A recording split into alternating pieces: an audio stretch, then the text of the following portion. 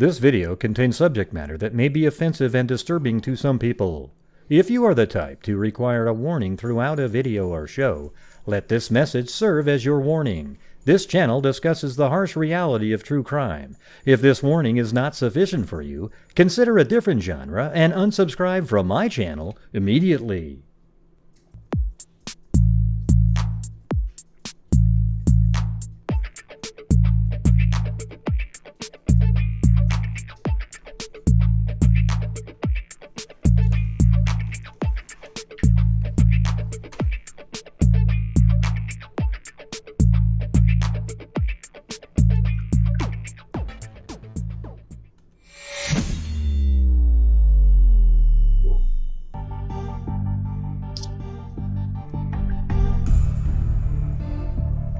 Hello, Freakazoids. We got another cool night tonight with members of Identifinder, Colleen Fitzpatrick and Misty Gillis. All right, they are going to be on here in just 1 second, but I wanted to say hello to everybody. And they're going to be talking about some of the recent cases that we're funding, and then maybe some of the challenges that occurred in a case that was just solved recently. All right, so I'm going to switch over to that screen right now, and here we go. Hey, it worked. All right, so there's Misty Gillis, the senior forensic genealogist at Identifinders, and of course Dr. Colleen Fitzpatrick. All right, so how you doing? Oh, we're glowing. Yeah, they were, before the show, it took a little longer to start because they were testing out backgrounds, okay? Yeah, but unfortunately, when Colleen was trying hers out, it looked like a helmet. So we're probably, she didn't choose to use that one. Because it I does, can show them what it means. Yeah, go ahead. Let's do it. Yeah, look at that. There we go. Yeah. So it's kind of fitting to your personality, though, Colleen. Yeah, I sort of like the one with space. Wait a minute. You're a rocket scientist. What are you talking about? That's what I mean. Yeah. Exactly. Okay, yeah. All right. Not that I have a hard head or anything like that. No. Yeah. Which is true, but that's beside the point. Yeah, so Misty Gillis Yeah. is the senior forensic genealogist over there. How did you get started doing it? Oh, gosh. I was doing adoptions for helping people find their birth families for about 5 years. And then I actually sent an email into a DNA project asking to volunteer with them about 2.5 years ago. And Colleen emailed me back and said, hey, I've got this company called Identifinders. Do you want to interview with me? And I guess the rest is history. I've been with her for just over 2 years now. You must have seen something in her that you wanted her over there. Right, Colleen? Oh, yeah, of course. Somebody with that kind of experience. You want to grab onto somebody. I mean, we get a lot of applications. People write me all the time and say, hey, I'd love to be part of your team. And I say, okay, what kind of work you've done? Oh, well, my granny and I sat down and we talked about our genealogy. And I know all about, my great-grandparents. I go, okay, thank you. But that is how you get started. A lot of people, right? Well, that's how I got started. I was 15 and decided to look up about my grandparents. That's how I got the genealogy bug. So I guess, baby steps. Yeah, that's true. Yeah.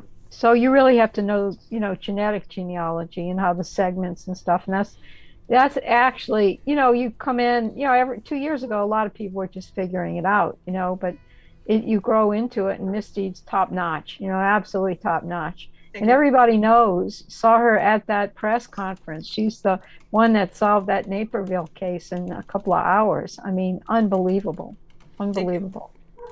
Yeah, it's, well, I think we got it down to 2.5, right? Yeah, so we got down to 2.5. 2 sounds better in the paper. Okay, I'm sorry, 2.5. All right, 2.5 hours. Okay.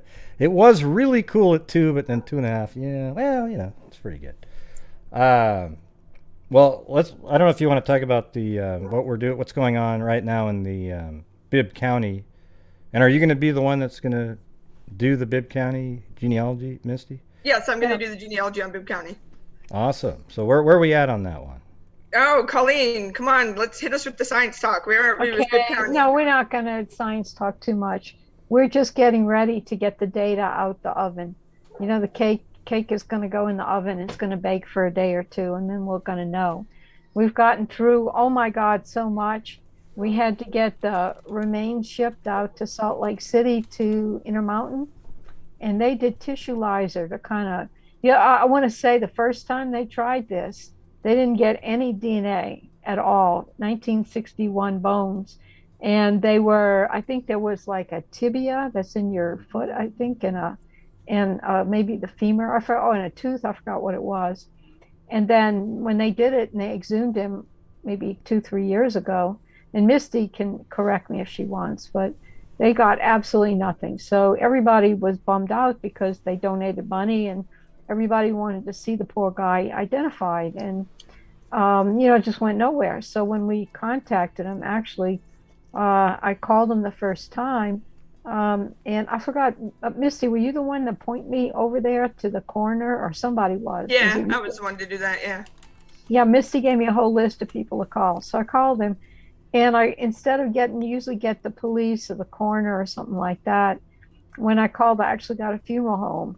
And, Bibb County is kind of rural, I think. It's not a big county, with a lot of urban areas. I don't know. They said, yeah, the lady said, okay, yeah, I know who you're talking about. I have to, call him, find out if he's up for it. Then I found out the coroner, who's C.W. West, he didn't know too much because the previous coroner had died of a heart attack. And even the one before that was really the one to deal with it 50 years ago. So there wasn't a whole lot of information available. But finally, we got it shipped out to Intermountain.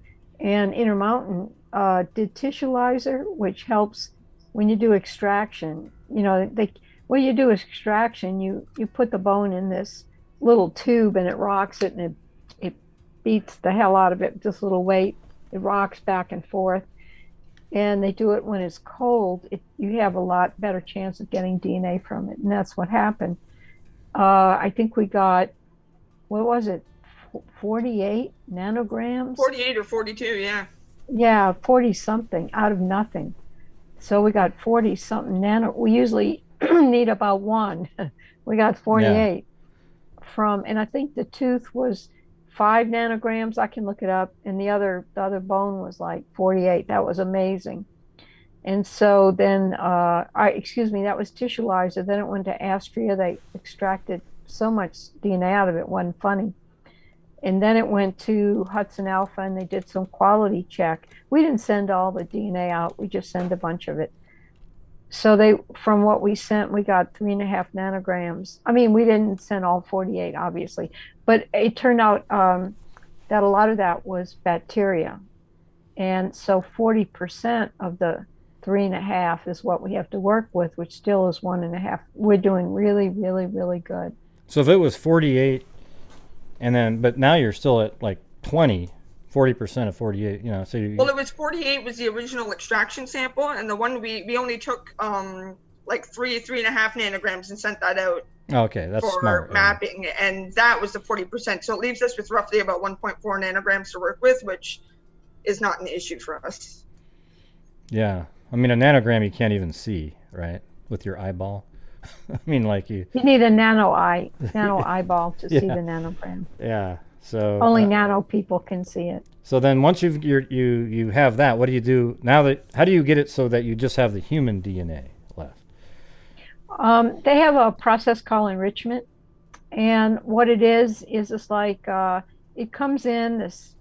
I don't know the chemistry, but they pour some stuff on it, something like that, and it gets rid of all the bacteria. It's like needle in the haystack, and you bring something in to get rid of the haystack, and the needle sticks out, so it makes it like a more pure sample, so that when your chemicals come in to do the rest of it, the chemicals aren't eaten up with all the bacteria. They go right for the human stuff. Okay. And that actually adds a little bit of cost to what we're doing. So somewhat, but it does somewhat, but this is important, and it's a few $100s. I mean, if you come this far, enrichment just made a big difference on this Naperville case. They had 28% of their sample. They already had an itsy bitsy sample. They had instead of a nanogram, they had 0.36 nanograms. 360 picograms. Yeah. Yeah.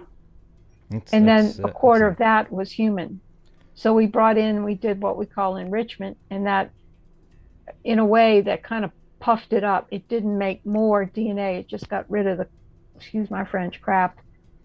Anyway, it worked. So we felt like it was important to do this here to cover all the bases.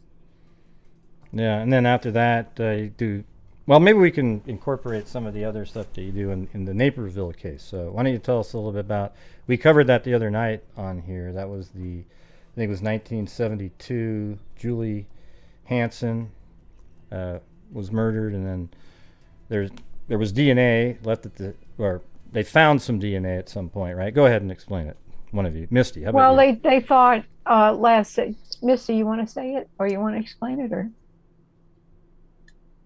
I will let you take that because I'm not sure it's what we're supposed to say, Colleen. Oh, okay. Well, we can say this, that the DNA lasts like September. I was looking at all my notes and all the emails, and sometimes an old email will come along tagged along to a newer email. And they were at the lab. They were using a lab out in California. This is in Illinois, and they were using a company called Forensic Analytics. And at first they didn't, I don't know what they did, but they didn't detect any DNA. It was in the girl's clothes, let's say. And, so they were going to give up. But then in November, they actually found an itsy bitsy amount, which is the 360 nanograms. Picograms.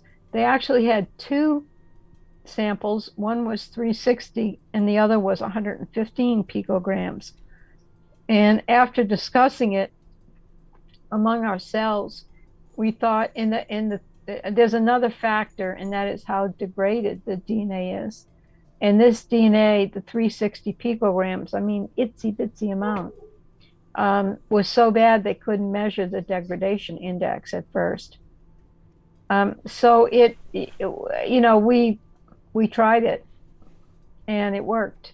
And so what Hudson Alpha did, it's called requant. They measure it again, and they got a different answer. They got a higher answer, but it's the same DNA. I think they may even have gotten a nanogram or something, but anyway, it wasn't a whole lot. It was in real bad shape. And we had to do a Hail Mary play and try and sequence it, which means everybody knows by now, you're getting an electronic copy of all the DNA there.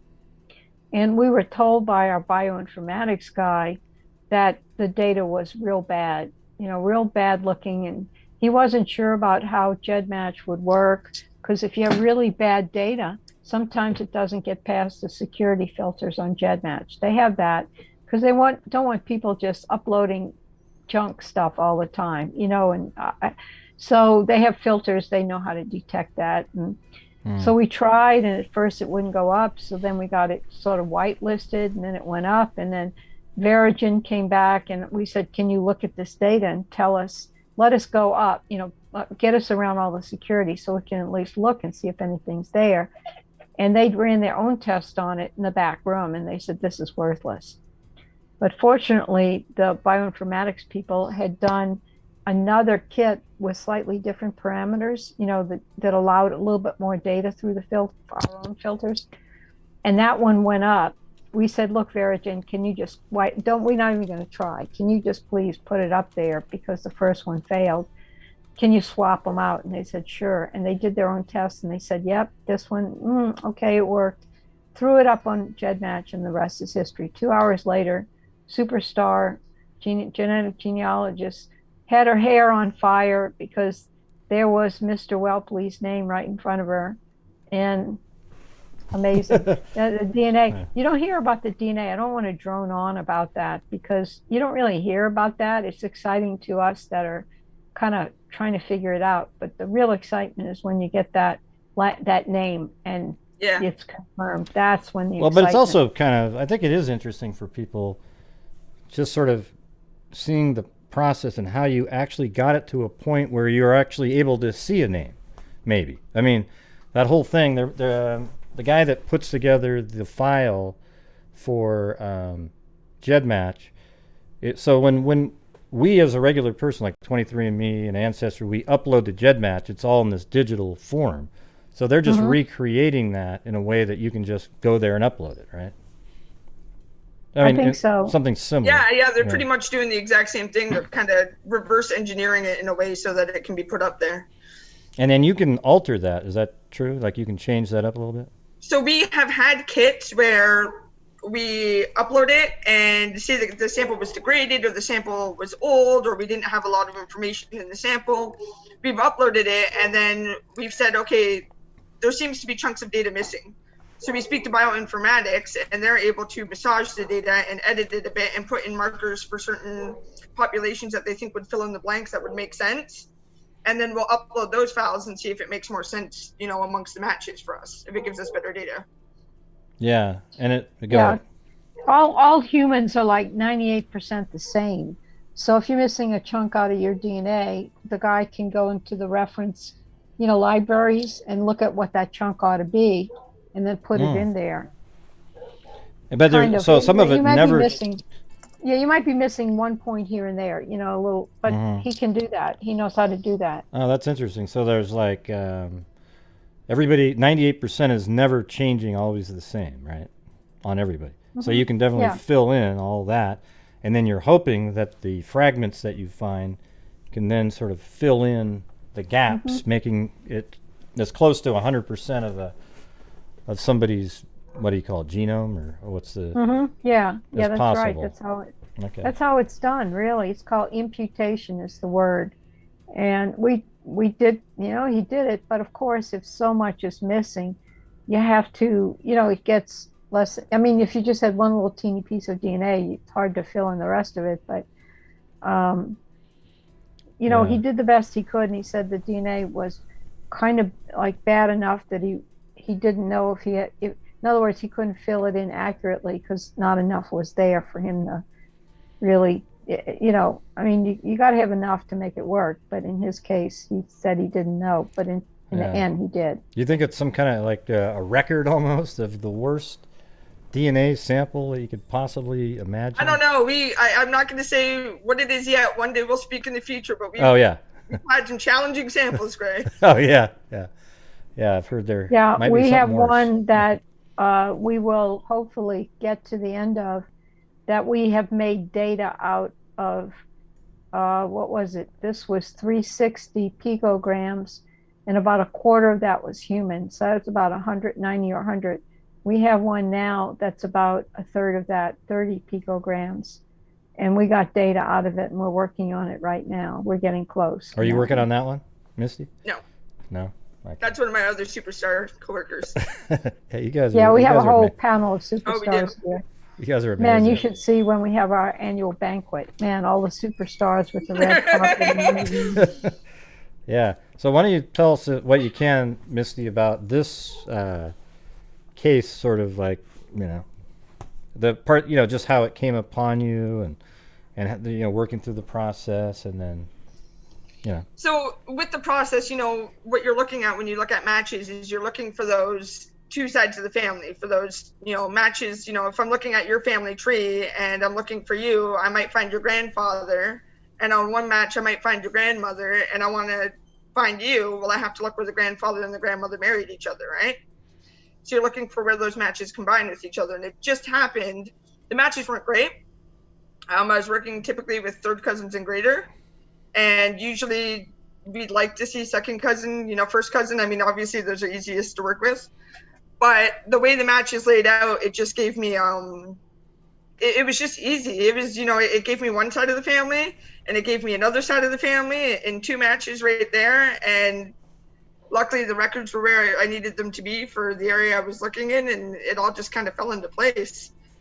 I'd like to say, I'm a superstar at it, but a lot of it was luck in this one. I had good data to work with, and it was. Yeah, but here's the thing: it takes somebody that can see the luck, Yeah, I guess that's true. Somebody else would have just went, just kept working these massive trees, and eventually came back around. But in your case, you saw something and went ding, ding, ding, boom, in 2.5 hours. Wasn't quite like I just did, but It almost was like that, because I remember when I had my oomph moment, the first thing I did was picked up the phone and called Allison that we worked with and was like, Allison, I think I'm going crazy here. She was like, what do you mean? I'm like, look at this. And she was like, whoa, okay, we're in business. So it was kind of one of those moments. That's awesome. Let me show. I can actually show you. I'm going to show you on the. So there she is. Oh, there she is. There she is. Boom. How did that feel, Misty? How did that feel? Tell us all about sweaty. that. I wish I didn't have to wear my mask. It was, I'm not vaccinated yet, so. But no, it was an honor. It was very rewarding. The officers were extremely thankful. They were very nice.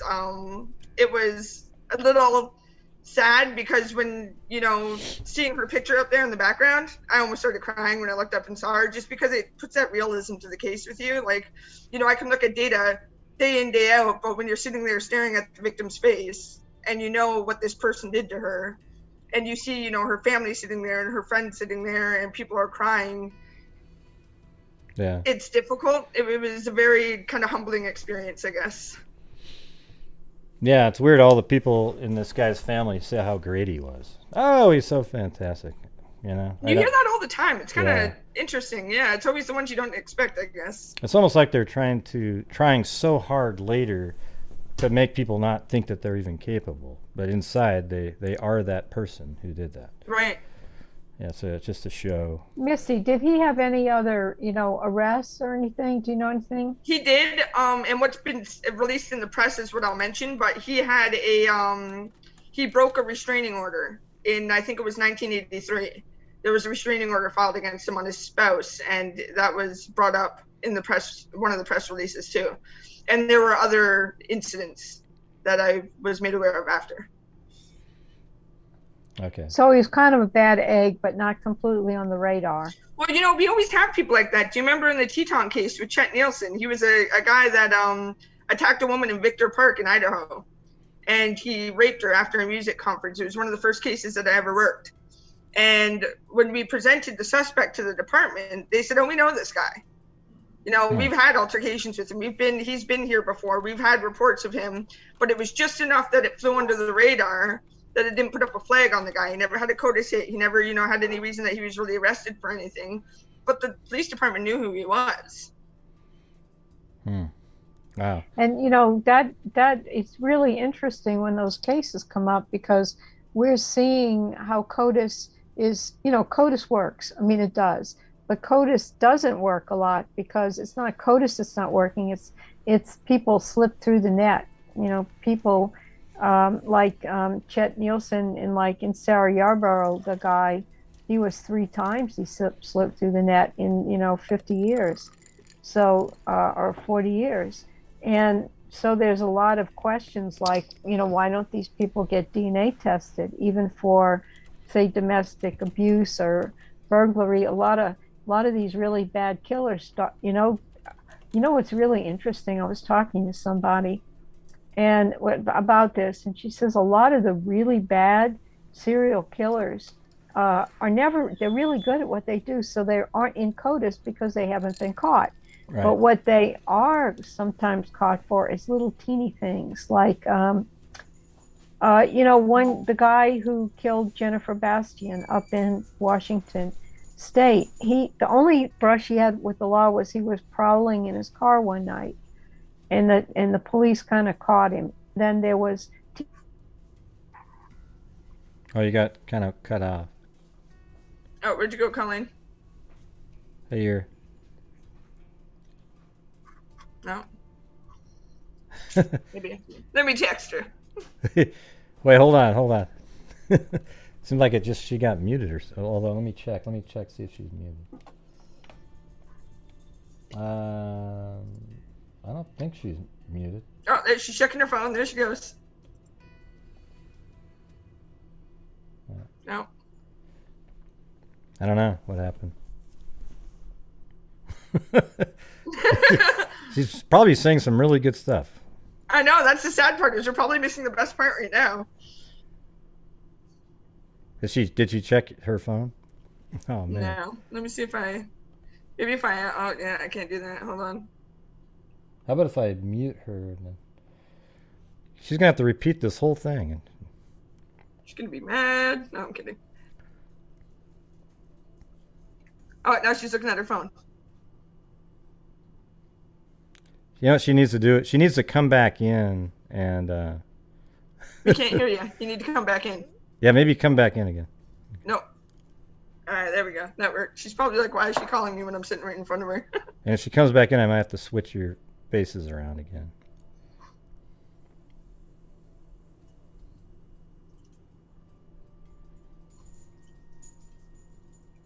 Maybe her headphone isn't plugged in.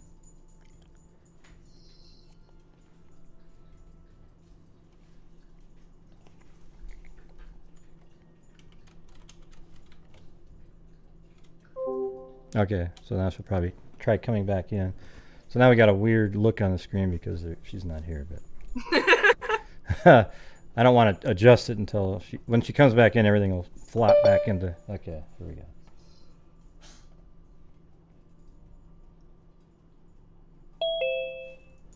All right. Testing, you hear? Okay, let's see if this works. Yes. Can you hear me? Okay, yeah, but now Okay, I got to. now I took the spaghetti out my ears. Now I got to switch you guys back around again. There you go. So now we all want to know what interesting thing you were talking about. Yeah, you have to. I was wondering why everybody looked kind of bored, you know. Let's see.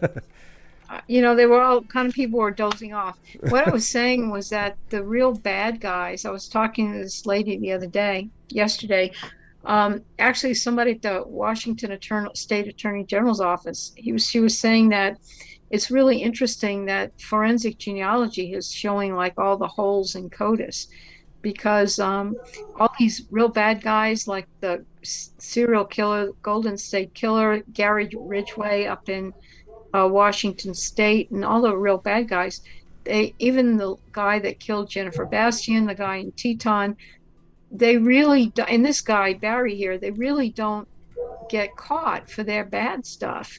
They're really good at it. What they get caught or they brush us with the law are really real small stuff. The guy who killed Jennifer Bastian, the only brush he had with the law was he was sort of picked up or talked to. He was prowling in his car in the neighborhood, and that was it. And the Teton guy had some domestic violence. You know, Welpley had some domestic violence. Golden State Killer was a burglar. I think he got caught for shoplifting.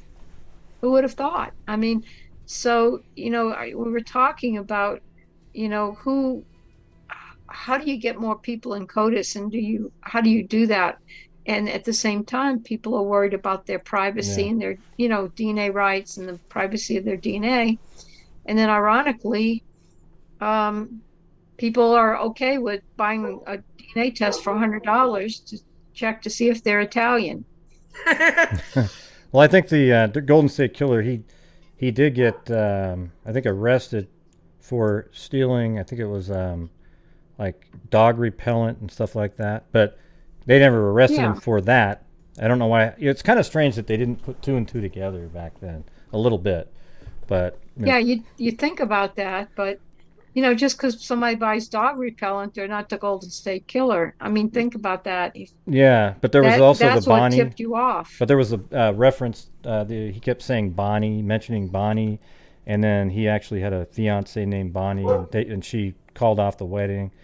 So it seemed like there was a few little hints. I know it's like Monday morning quarterbacking, but yeah, I know what what you're saying. So you've got all these. Let's see, the DNA isn't. They don't put into CODIS. They hadn't been for a long time. Unknown samples, right? Is that something that they see? That's why they need to test all these back cases and then upload them to CODIS. Let me say this: the how to say this? The database is there. You have 14 million people. All the samples that you pick up from crime scenes are in there. The problem is not enough people real people that you know who they are have been tested and put in there to find, so that if you do a crime scene sample, you get a match. The crime scene samples are there, but the people who match them to haven't been caught at the bad stuff. So yeah, and it seems you know, like if you're shoplifting, they're not going to take your DNA. Yeah, and it seems like yeah, I see what you're saying, but it also seems like they should be uploading all rape kits and DNA into CODIS all the time, so that you can actually go, whoa, these 8 are from the same person, and then That's a lot of progress on that. No, there's been a lot of progress. Yeah, so they are doing that, but there's also thousands and thousands and thousands of rape kits that are just sitting around. So because even sexual assaults, a lot of those people killed too. Like if you have this woman that barely survived and there's a rape kit, well, he probably killed somebody too. I mean, there's a lot of monsters out there. It's unfortunate that they are so backlogged too, because the longer DNA is backlogged, the more it's open to be degraded, or it just won't work as well as a fresh sample. So it's kind of like the more it's backlogged, it kind of shoots itself in the foot when it comes to work with us. But I know a lot of departments are working on it right now. They have grants to work on it. There's a big push to end the backlog, but do they also? But you still need those people in CODIS to get the hit. I was wondering. When there's sometimes when you do genealogy and you can't find anybody, right? That does happen. Okay. Do you ever then load that up? Say, hey, here you go. We put it all together using all these different companies to put together a nice genome here. Now take this and put it into CODIS, because we can't find it still. But why don't you load it up there and see if there's other matches? So there is typically, the rule is all other methods of DNA have to be exhausted before departments can use forensic genetic genealogy, which includes the sample has to be uploaded in CODIS before it can come to us. So every case we get already has been in there.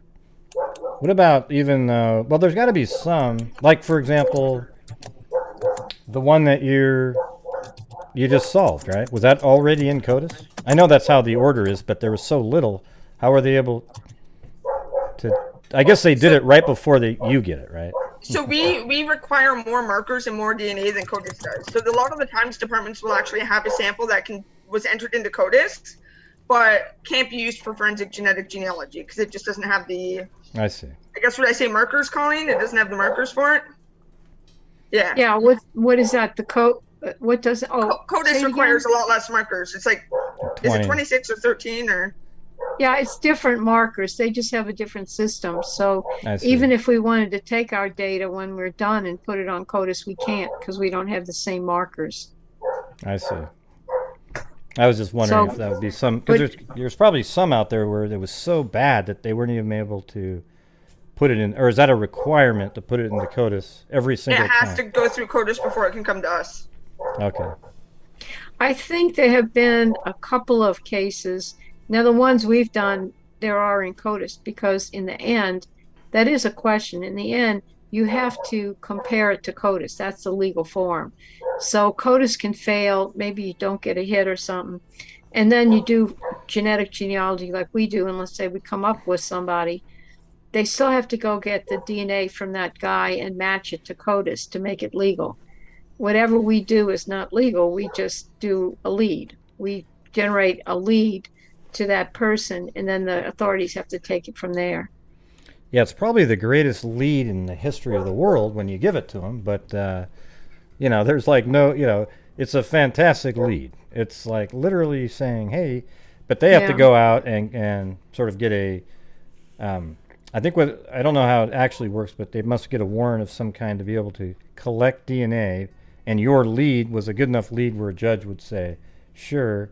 And then they go and collect like a straw or something like that. Then compare that to the CODIS DNA, right? So you're just a lead, and then they collect DNA and it matches the CODIS profile. That's kind of how it works. Okay, I think it works like this. We come up with a name, John Smith. We tell the authorities, and they can either go and ask the guy for a sample, or they can collect discarded DNA. And discarded DNA is discarded DNA. You have abandoned it, so you can go and pick it up. It could be a cigarette butt or something. Right. And then they take that and they quickly compare it to the crime scene data. And if it matches, then they have probable cause to go arrest the guy.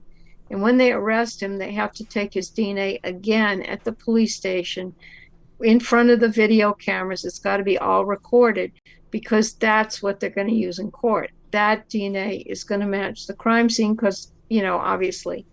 And then at that point, that's, when he's arrested, and that DNA gets into the court record.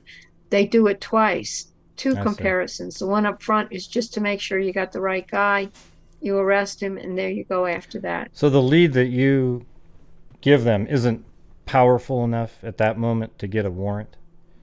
You can't arrest him. They a search use it as a warrant to collect DNA, though. So yes, usually like when we'll give it to them, they'll write up the entire warrant and then use that warrant to collect his DNA. I mean, is that even? Now, that's not discarded DNA, is it? Or is it? Is that the discarded part? I'm trying to think of the timeline of one of the cases I'm thinking of. I actually think they collected discarded DNA first. We gave them the investigative lead. They went and did a trash pull, had it compared at their lab, and said, yeah, this is it, and then used that in the warrant to say, here's where we started, this is why we did the trash pull, this is what the trash pull produced, and now we need a warrant for him to actually give us his DNA in jail. Or, well, not in jail, but under arrest. Yeah. And that's the DNA that goes into the court record. That's the evidentiary DNA that is used in court when they say his DNA compared, it's 1 in 3 trillion that it's him other than somebody else. That's the DNA they use when they write, when he's arrested. And some states take it when you're arrested. Some states take it when you're convicted. That makes complete sense, because it's like now you're in sort of the interrogation room, you're taking the swab, sealing it up, that is his DNA. Now in a garbage can, a good lawyer could probably argue something, try to figure out a way that somehow his DNA got in there, even though it was his trash can. But now you've got an official, I get it. Yeah, it's got to be like official, that's the way to say it. And, it was funny, I was in this meeting in New York in Suffolk County DA's office. And this was a few years ago, and this was all real new. And I said, genetic genealogy is for investigative leads. That's all we do. You have to do CODIS later. And he says, what do you mean by investigative lead? And I said, well, on Joseph Chandler, on DNA Doe, when we did here, that was the first case that was ever really successful with this stuff, with the direct-to-consumer type stuff. I said, well, for Mr. Chandler, we got his name, we identified him, and then we had his birthday, his day of death. We knew that because he was an identity fraud. He committed suicide. But we got his name, his birthday, his birthplace, his parents' names, their dates of birth and death, when he got married, the name of his wife, when he got the date of his marriage, where he got married, the names of his sons, the birthdates of his sons, the death of his son who already died. He had 3 sons, his military records, and his high school yearbook picture. And that's what is known as a lead. Yeah. And a really good one. That's the thing.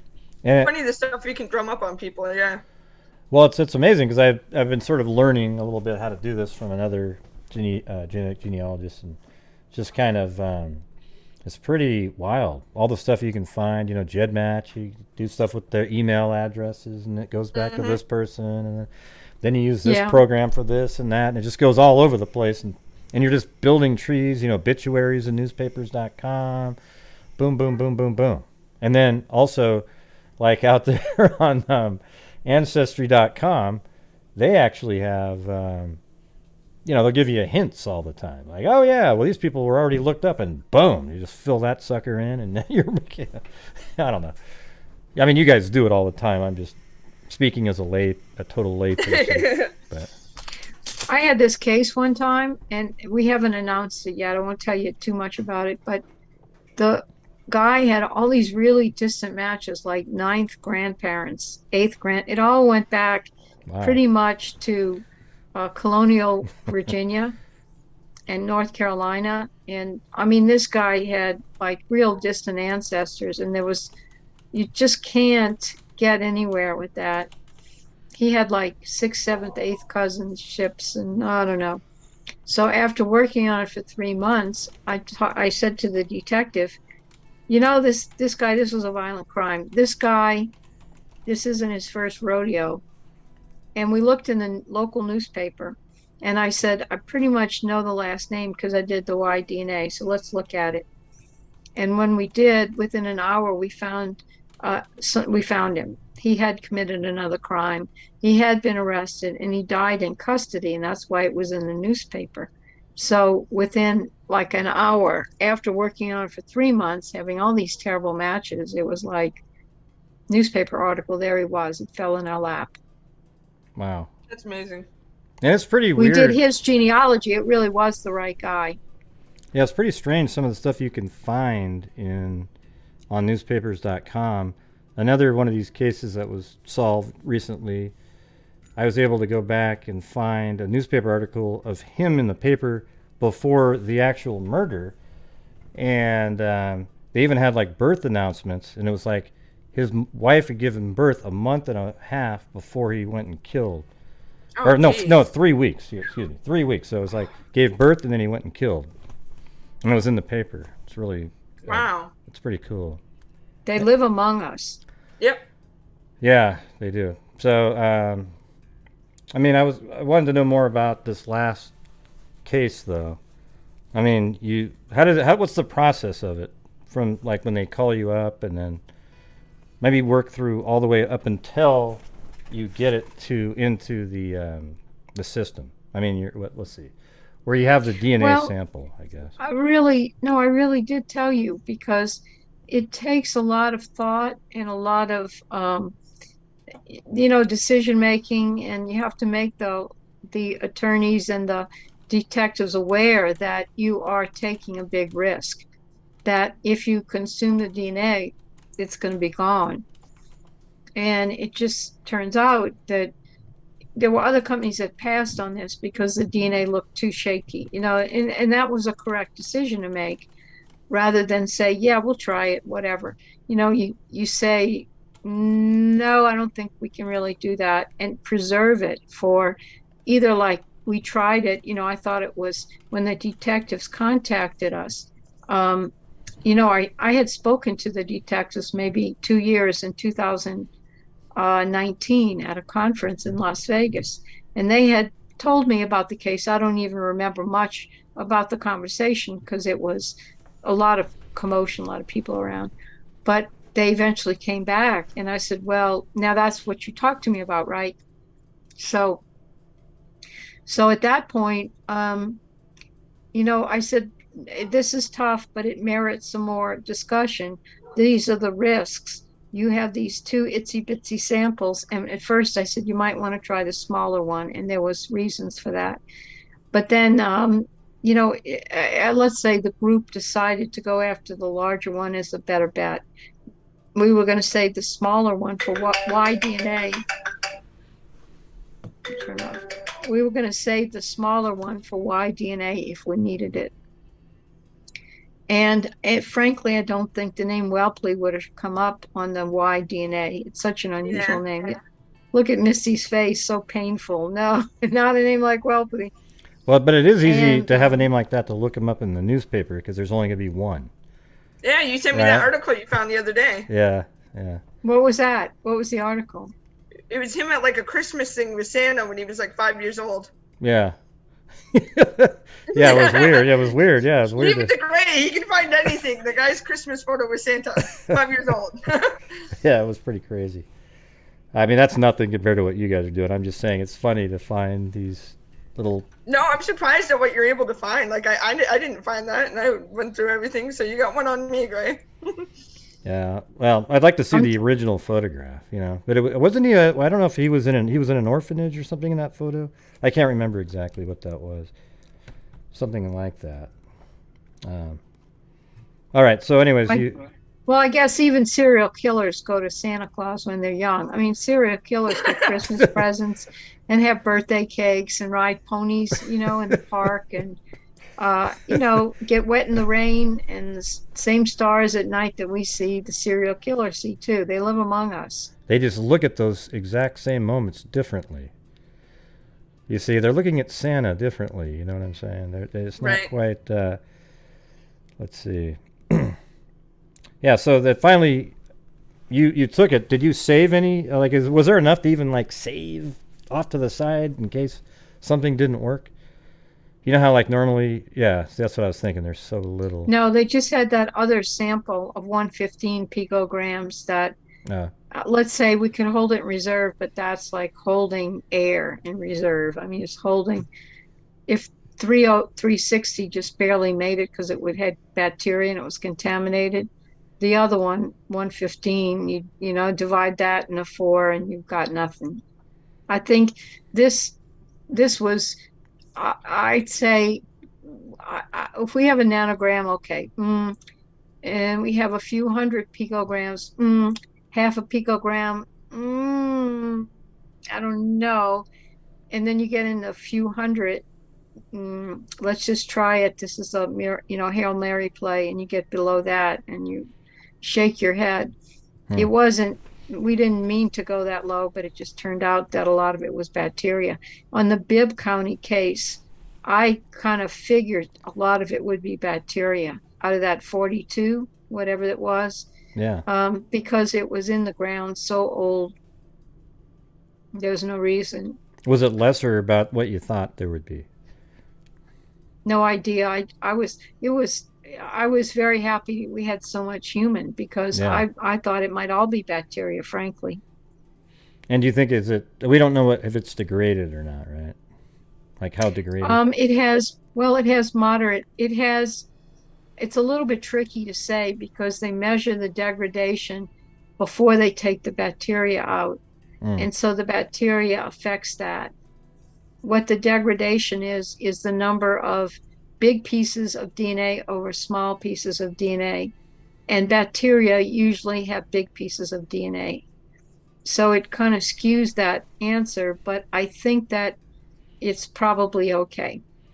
And it'd be like, okay, like we were talking about the other day. Let's say you had the Bible, and maybe each person changes out a few of the names in it so that, 98% of the Bible is the same.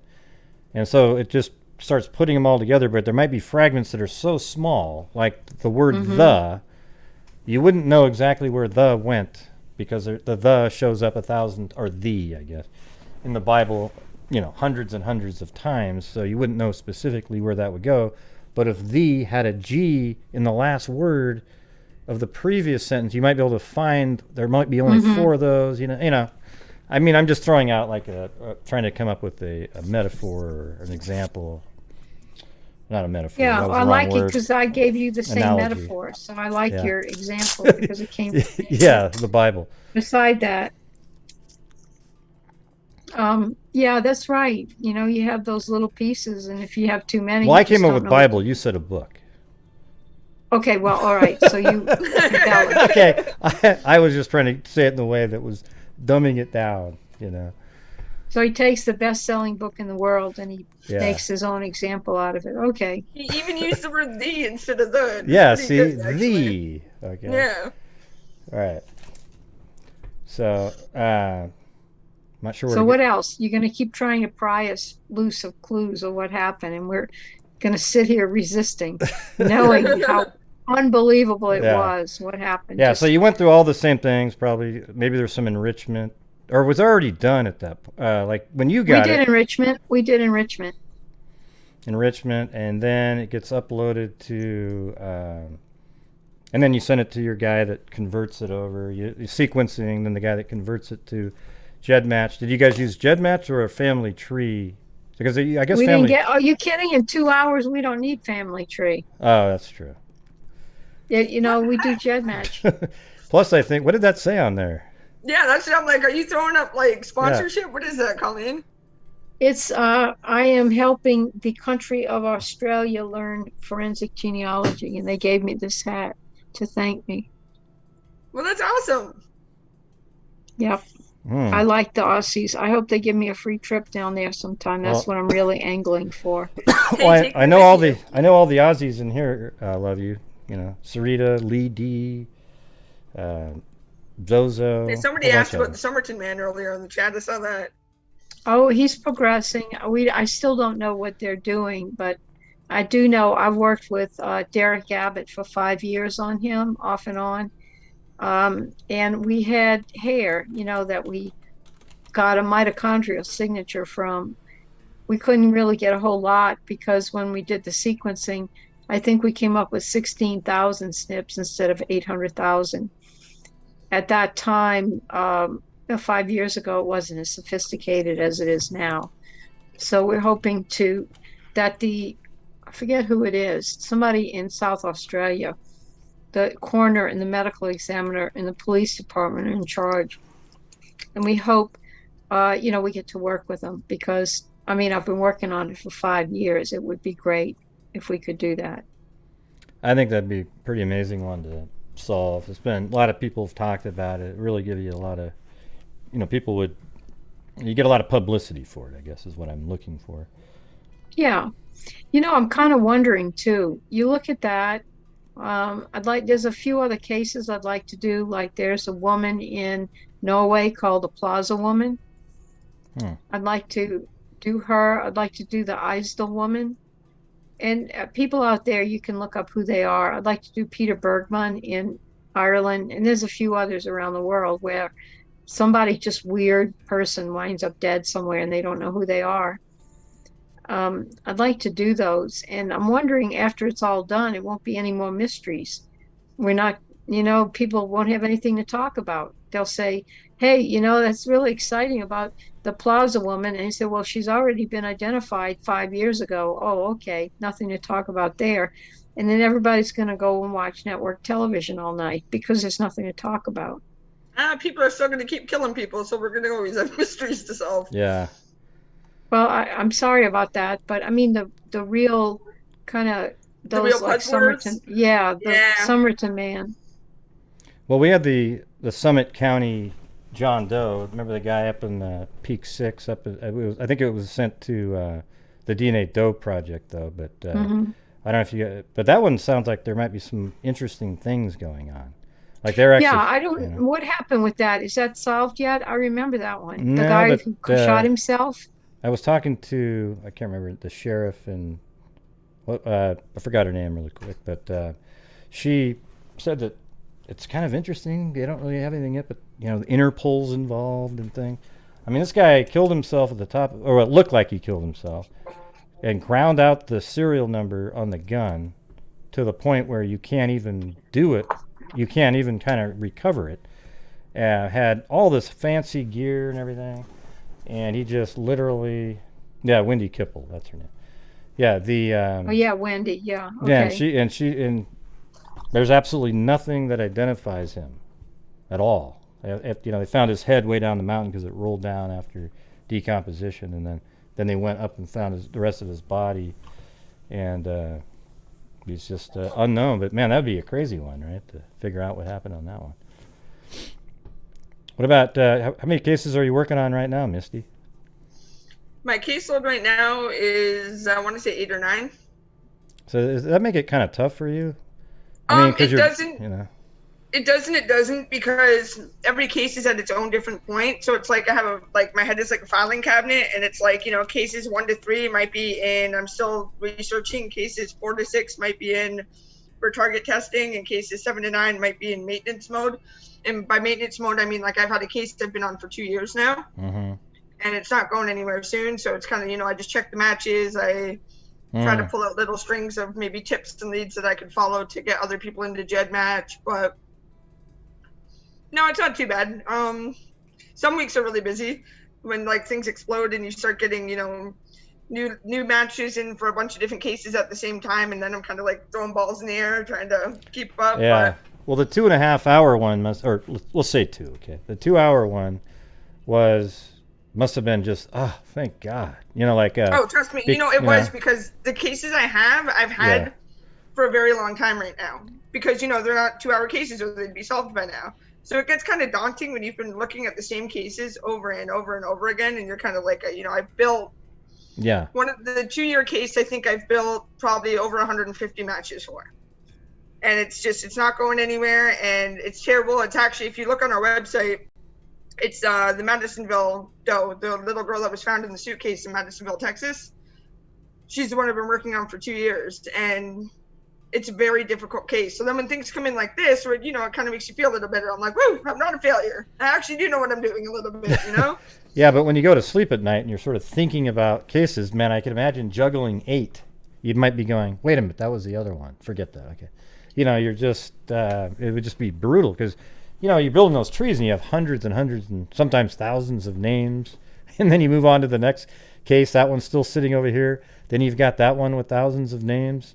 Yeah, it's hard. You know, you might think that you'd be confused and you get tied up, but I don't know if it's just the way my brain is wired, but for me, it's like, I just know where everything, it's almost like, if you ever seen Always Sunny in Philadelphia, he's got that big board on there and he's pointing with all the notes and the strings. It's kind of like, I feel like that's what my head is sometimes. Well, I think that's I know why where you're, every little piece of information is. It's just. well, I think that's why you're a senior forensic genealogist. Okay. I guess so. And that's why Colleen probably saw something in you too, because of that. Well, she's a real hanger-inner. That's what I appreciate. Hanger-inner, thick and thin, that kind of thing. She's doing really good, and I know how. You know, if I do a case, let's say I'm working on something, somebody says something, I'll say, oh, and their mother was Mary Jane, and, you know, father was Frank, and they lived in, you know, Tickfaw, Louisiana, but then they moved. Somebody says, how do you remember all this? And then I say, well, I just do. And then they say, by the way, what did you have for breakfast this morning? And I go, duh. Wait a minute. That's exactly it. I leave the house with my slippers on all the time. I lose my car key and my wallet. But if you ask me what match this case belongs to, I can tell you off the top of my head. Yeah, no, it's amazing because I know that Colleen's exactly the same way. She's been time she's been on, she'll just go through this whole freaking, you know, tree, and it's from years ago, and you're just kind of going, how the hell are you doing that? That's weird. Yeah. That's almost like the movie Phenomenon. Do you ever seen that with John Travolta, where he had a tumor, but it all went through his brain, and he could all of a sudden read books and memorize things and throw out stuff over and over again, except you're just normal people without that stuff going on inside the brain. Yeah. I don't know what's going on in there, but, you know, it's weird. We're doing good with it, right? I mean, what are you thinking about? Are you putting a story together in your head while you're doing it? Is that why it's easier? What do you think it is that makes it so you can remember that, but not what you had for breakfast? I do definitely put a story in my head. So when I work unidentified infants and children, I give them a name. So to me, that case has a name, that person has a name. And I develop a story in my head, I guess, based off the circumstances of what I think happened to that person or why I think they ended up in the circumstances that they did. And not in a way that clouds my judgment in any way, but as I review details of, you know, circumstances, I do kind of create a life for this person in my head, I guess. And for me, that's why it is easier in a sense, because I have this life built up. It's not just a name to me. It's a life. It's a person. It's a, you know. Right. So that's probably how you're able to keep all that one case all together. It's this big story. Yeah, I know. Misty and I had I don't know if, I'm sure she remembers it. I had a conversation with her that goes down in history about Madison.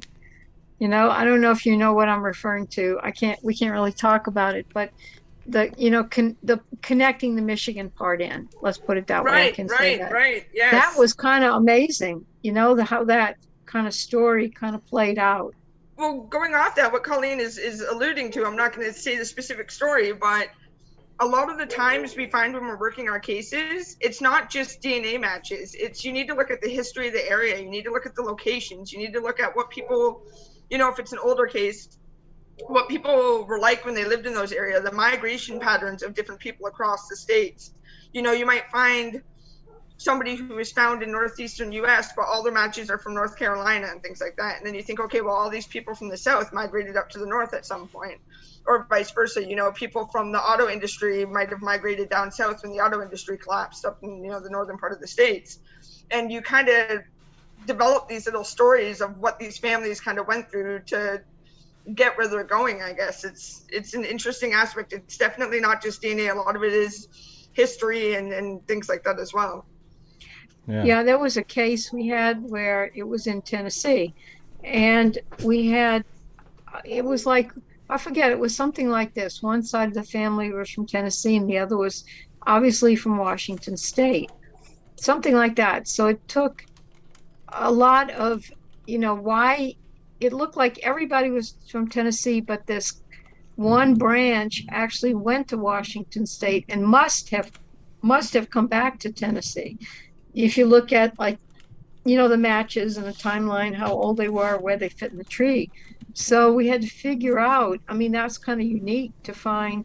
Most people go from Tennessee to Washington State. People move to the West. But this one, we finally found a branch of the family that was in Washington State, came back to Tennessee, and that's what led us to the right answer.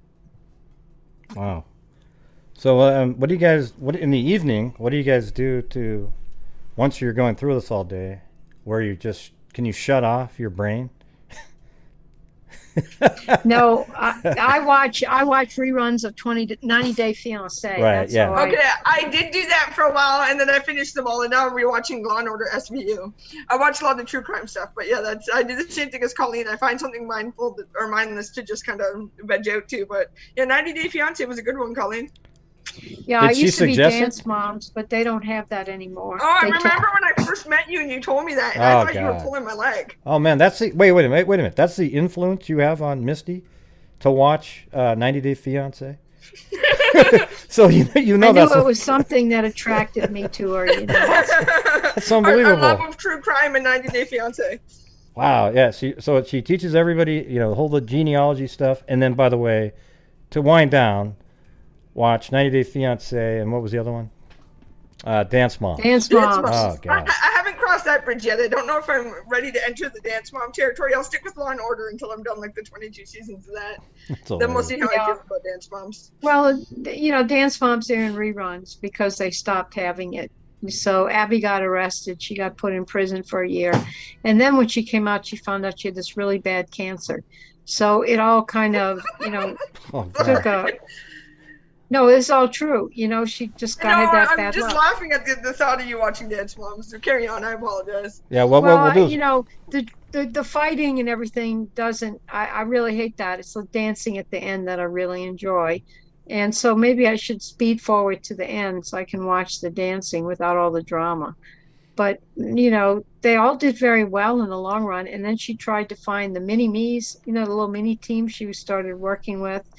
And she never really got another crop going because the older ones kind of graduated and went on to dance careers and stuff. So, well, do you guys ever wake up in the middle of the night and just go, "Oh, wait, I could have," like let's say 2 a.m, you're thinking about something, and I've done it where I program in Python, and there's sometimes where I couldn't figure something out in the middle of the night. I go, "Oh crap!" and I go from all the way into the room. Middle of the night, turn everything on, and then just type that code in. Oh, it worked. Then I can go back to sleep. Do you guys do the same thing? I dream about my cases sometimes, and I wake up and I have epiphanies. I mean, there's been times I know that I've texted Colleen before there's any sheer hope that she's awake. It's, like 6 o'clock my time, and I'm like, call me when you wake up. I have to talk to you about this. Because it's, some weird epiphany that I had in the middle of the night, or I, jumped up because I needed to look something up in the middle of the night. But yeah, I've been there. Yeah, my best moment is right before I go to sleep.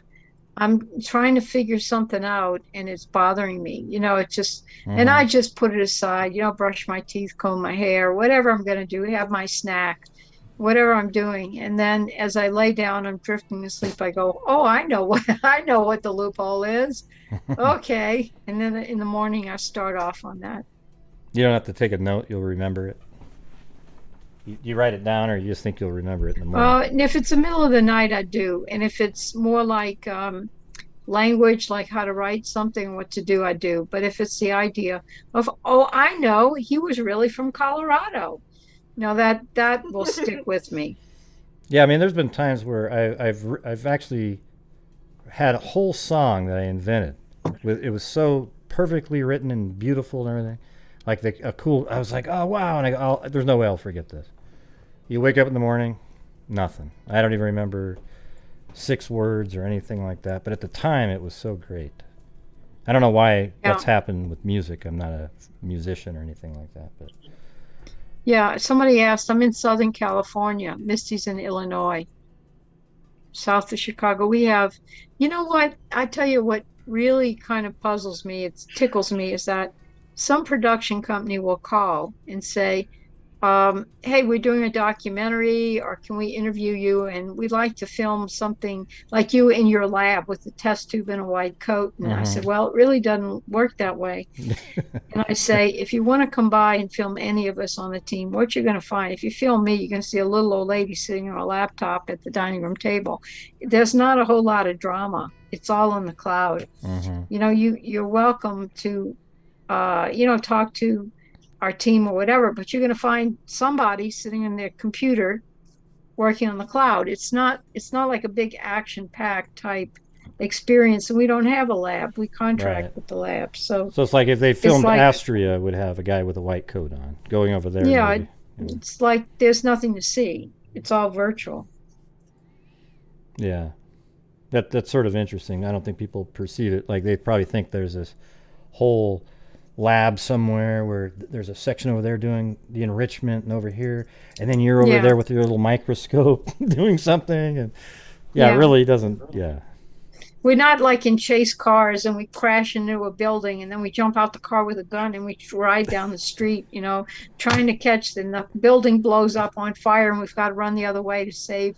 We pick up a bunch of babies on the way to save them from the explosion. No. Well, that's not true, because your show's coming out that'll probably have a little bit of that, right? No, the show did not go to series. Oh, really? No, it's dead. And they said because it's not diverse enough.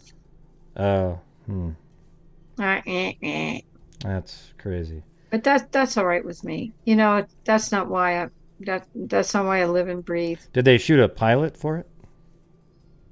Do you get to have a copy of that? No, I don't think I've ever seen the pilot. You should ask if you can have it. They have a test audience of like 100 people, and they ran it by them, and they, you know, then they edited it, you know, accordingly, whatever they wanted to do. And then they had to wait for the network. It was going to be, you know, it was kind of a good chance because they had a whole bunch of really, you know, top-notch people in it. And they should have given it a shot. Yeah. Looks like Allie. You know, it costs a lot of money to do that. Allison's in the chat there. I can see her. She just said it. Yeah, there's Allison there. So when did that come about? Just in the last month or so, or it didn't air? Yeah, about a month ago, month or so. It was announced somewhere, but I don't think it got like a big bang all over the news, because I guess they really don't want to tell everybody it wasn't picked. So. Well, I think can't help you with that. Yeah, it seemed like it would have been pretty cool, but I think a better show would have been just sort of more of try to be like do a reality show almost. Well, as they say, the reality is not too exciting. You're going to see a whole bunch of mostly women, a couple of guys on our team sitting at their laptops all day, you know, just building family trees. So I guess that would be sort of like you'd have to almost make it a reality TV show, but then also include, you know, have the children grabbing onto your arms and the dogs barking and all that stuff, the drama. Hey, when are you coming to bed? When are you coming to bed? It's getting kind of late. I'm fighting off kids constantly and my dog while trying to build family trees. That's exactly it. And the little mountain climber in the background. That likes to climb up furniture behind me. Was it like pretty dangerous? I heard about that. It was a little like toy kitchen, and she had scaled all the way to the top in her diaper. Funny thing is, we were actually talking to Derek Abbott on Zoom about the Somerton man when he was like, "Hey Misty, there's a mountain climber behind you. She's climbed up on this piece of furniture in her diaper." Oh God! And I'm trying to be all professional, and I'm like, "Yeah, baby down." Is that who we were talking to? Yeah, it was David Abbott. Yep. Really? Because he has 3 small children about somewhere the same age as that. So yeah, he laughed about it, and I felt relieved. I'm like, you know, at least it's not the chief of police somewhere or something. And I'm like, oh yeah, by the way, I'm solving your case while I'm playing with my baby in their diaper right now. Like, you know, must be a pretty strong baby to be able to just be climbing up there. Like her name is Hazel, and we call her Hurricane Hazel. So yeah. Oh wow. She's a little strong-willed. Yeah. So I don't know what else you guys want to talk about. You got any questions in there? Let's see. I don't know. I've been trying to look to see what's going on. Anybody have questions? What do you go to? What kind of education background do you have? Did you go to school for anything like this, Misty, or just no? Nope. Just taught myself And that's like the biggest advice I say in getting into this is work on adoption cases, because it's the exact same methodology used to ID suspects and unknown bodies. Mm-hmm. So really it's just join like the Facebook groups that have adoptions where people need help finding their DNA parents, and just do that. I did that for 5 years before I volunteered with Colleen and started working with her. Oh, and those people are more than willing to upload and then transfer it to GEDmatch, right? Almost all. Well, so the funny thing is you have a upper hand when you do adoptions, because you can use Ancestry, you can use, MyHeritage and all those databases that we can't use in law enforcement. Right. So even though you're good at adoptions, you need to train yourself to try to do it just through GEDmatch, because that's, GEDmatch and Family Tree are the only two you're going to get with law enforcement. So adoptions, you can understand at least the system of doing it, and then it's like, if you want to go the ultra hard mode, try doing it just through GEDmatch. And then I bet that Family Tree is doing it now too, right? They just charge a ton of money, I guess, to do it. Yeah, they do. Do they have a lot more people in it than GEDmatch, or that are law enforcement approved, where they select the button, opting in, I guess? I think they do. We tend to, if we get a case on GEDmatch where the matches are like fourth cousins and we're not getting anything, I would say probably 50% chance you'll get a higher match on FTDNA. Okay. And it really depends on the ethnic makeup of the person, because the database is skewed towards white Caucasian, people than other ethnic groups, just because they don't tend to test as much for DNA purposes or opt into law enforcement. So, it really depends. But yeah, I'd say there's a good chance you'll get a better match on Family Tree. Yeah. Wow. Yeah, well, Family Tree kind of forces everyone to opt in, and you can log in there to opt out. They just assume you're logging in, or it's a different system. And of course, that's what they want to do, because it's a commercial company. They want people to opt in. GEDmatch, your default opt out, which means that has 400,000 people maybe. And Family Tree has like 1 million, something like that. So the Family Tree used to have it. Remember that? And then there was like 2 million people in there, 1.5. And then they took everybody off, and everybody had to go back in and opt in, which was just a total nightmare. Yeah, it was a mess. But yeah. Let's see, do you think about the crime or just focus on it? No, you think about the crime. Oh, God, yeah. I don't think about the test tube with a bunch of DNA floating in it. It's not exciting. You think about, like with Julie Hansen again, everybody's crying at that press conference. You don't think about you kind of breathe a sigh of relief that all the work you did, wow, it doesn't get any better than that, to really work hard to finally have a breakthrough like that. You can work hard to make your house payment. You can work hard to save some money for some reason for your kids. And, that's a slow kind of pride and happiness you develop. But when you do and you have a breakthrough and they say you've solved the case and you have her family there crying and you're crying, there's nothing better than that. I was going to ask about really that. Doesn't get any better. About the feeling you guys must get. That must be the greatest feeling. Like when you were, Misty, when you were standing up there, just knowing that you were part of solving this case. It must be absolutely incredible. It's an absolutely, I can't compare it to anything else. It's an absolutely great feeling. We definitely, I think all of us think about the person in the actual case.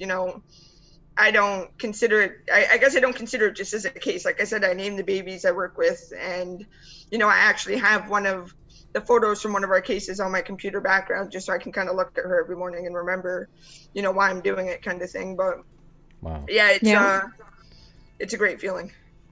Are there any ones that you feel, you're probably, I don't know how many you've solved, Misty, but 10. 10, wow, that's amazing. Really? You've done 10? I lost track. This is my 10th. I was keeping track. I'm like, this is my 10th. So, I know I know another one on the horizon.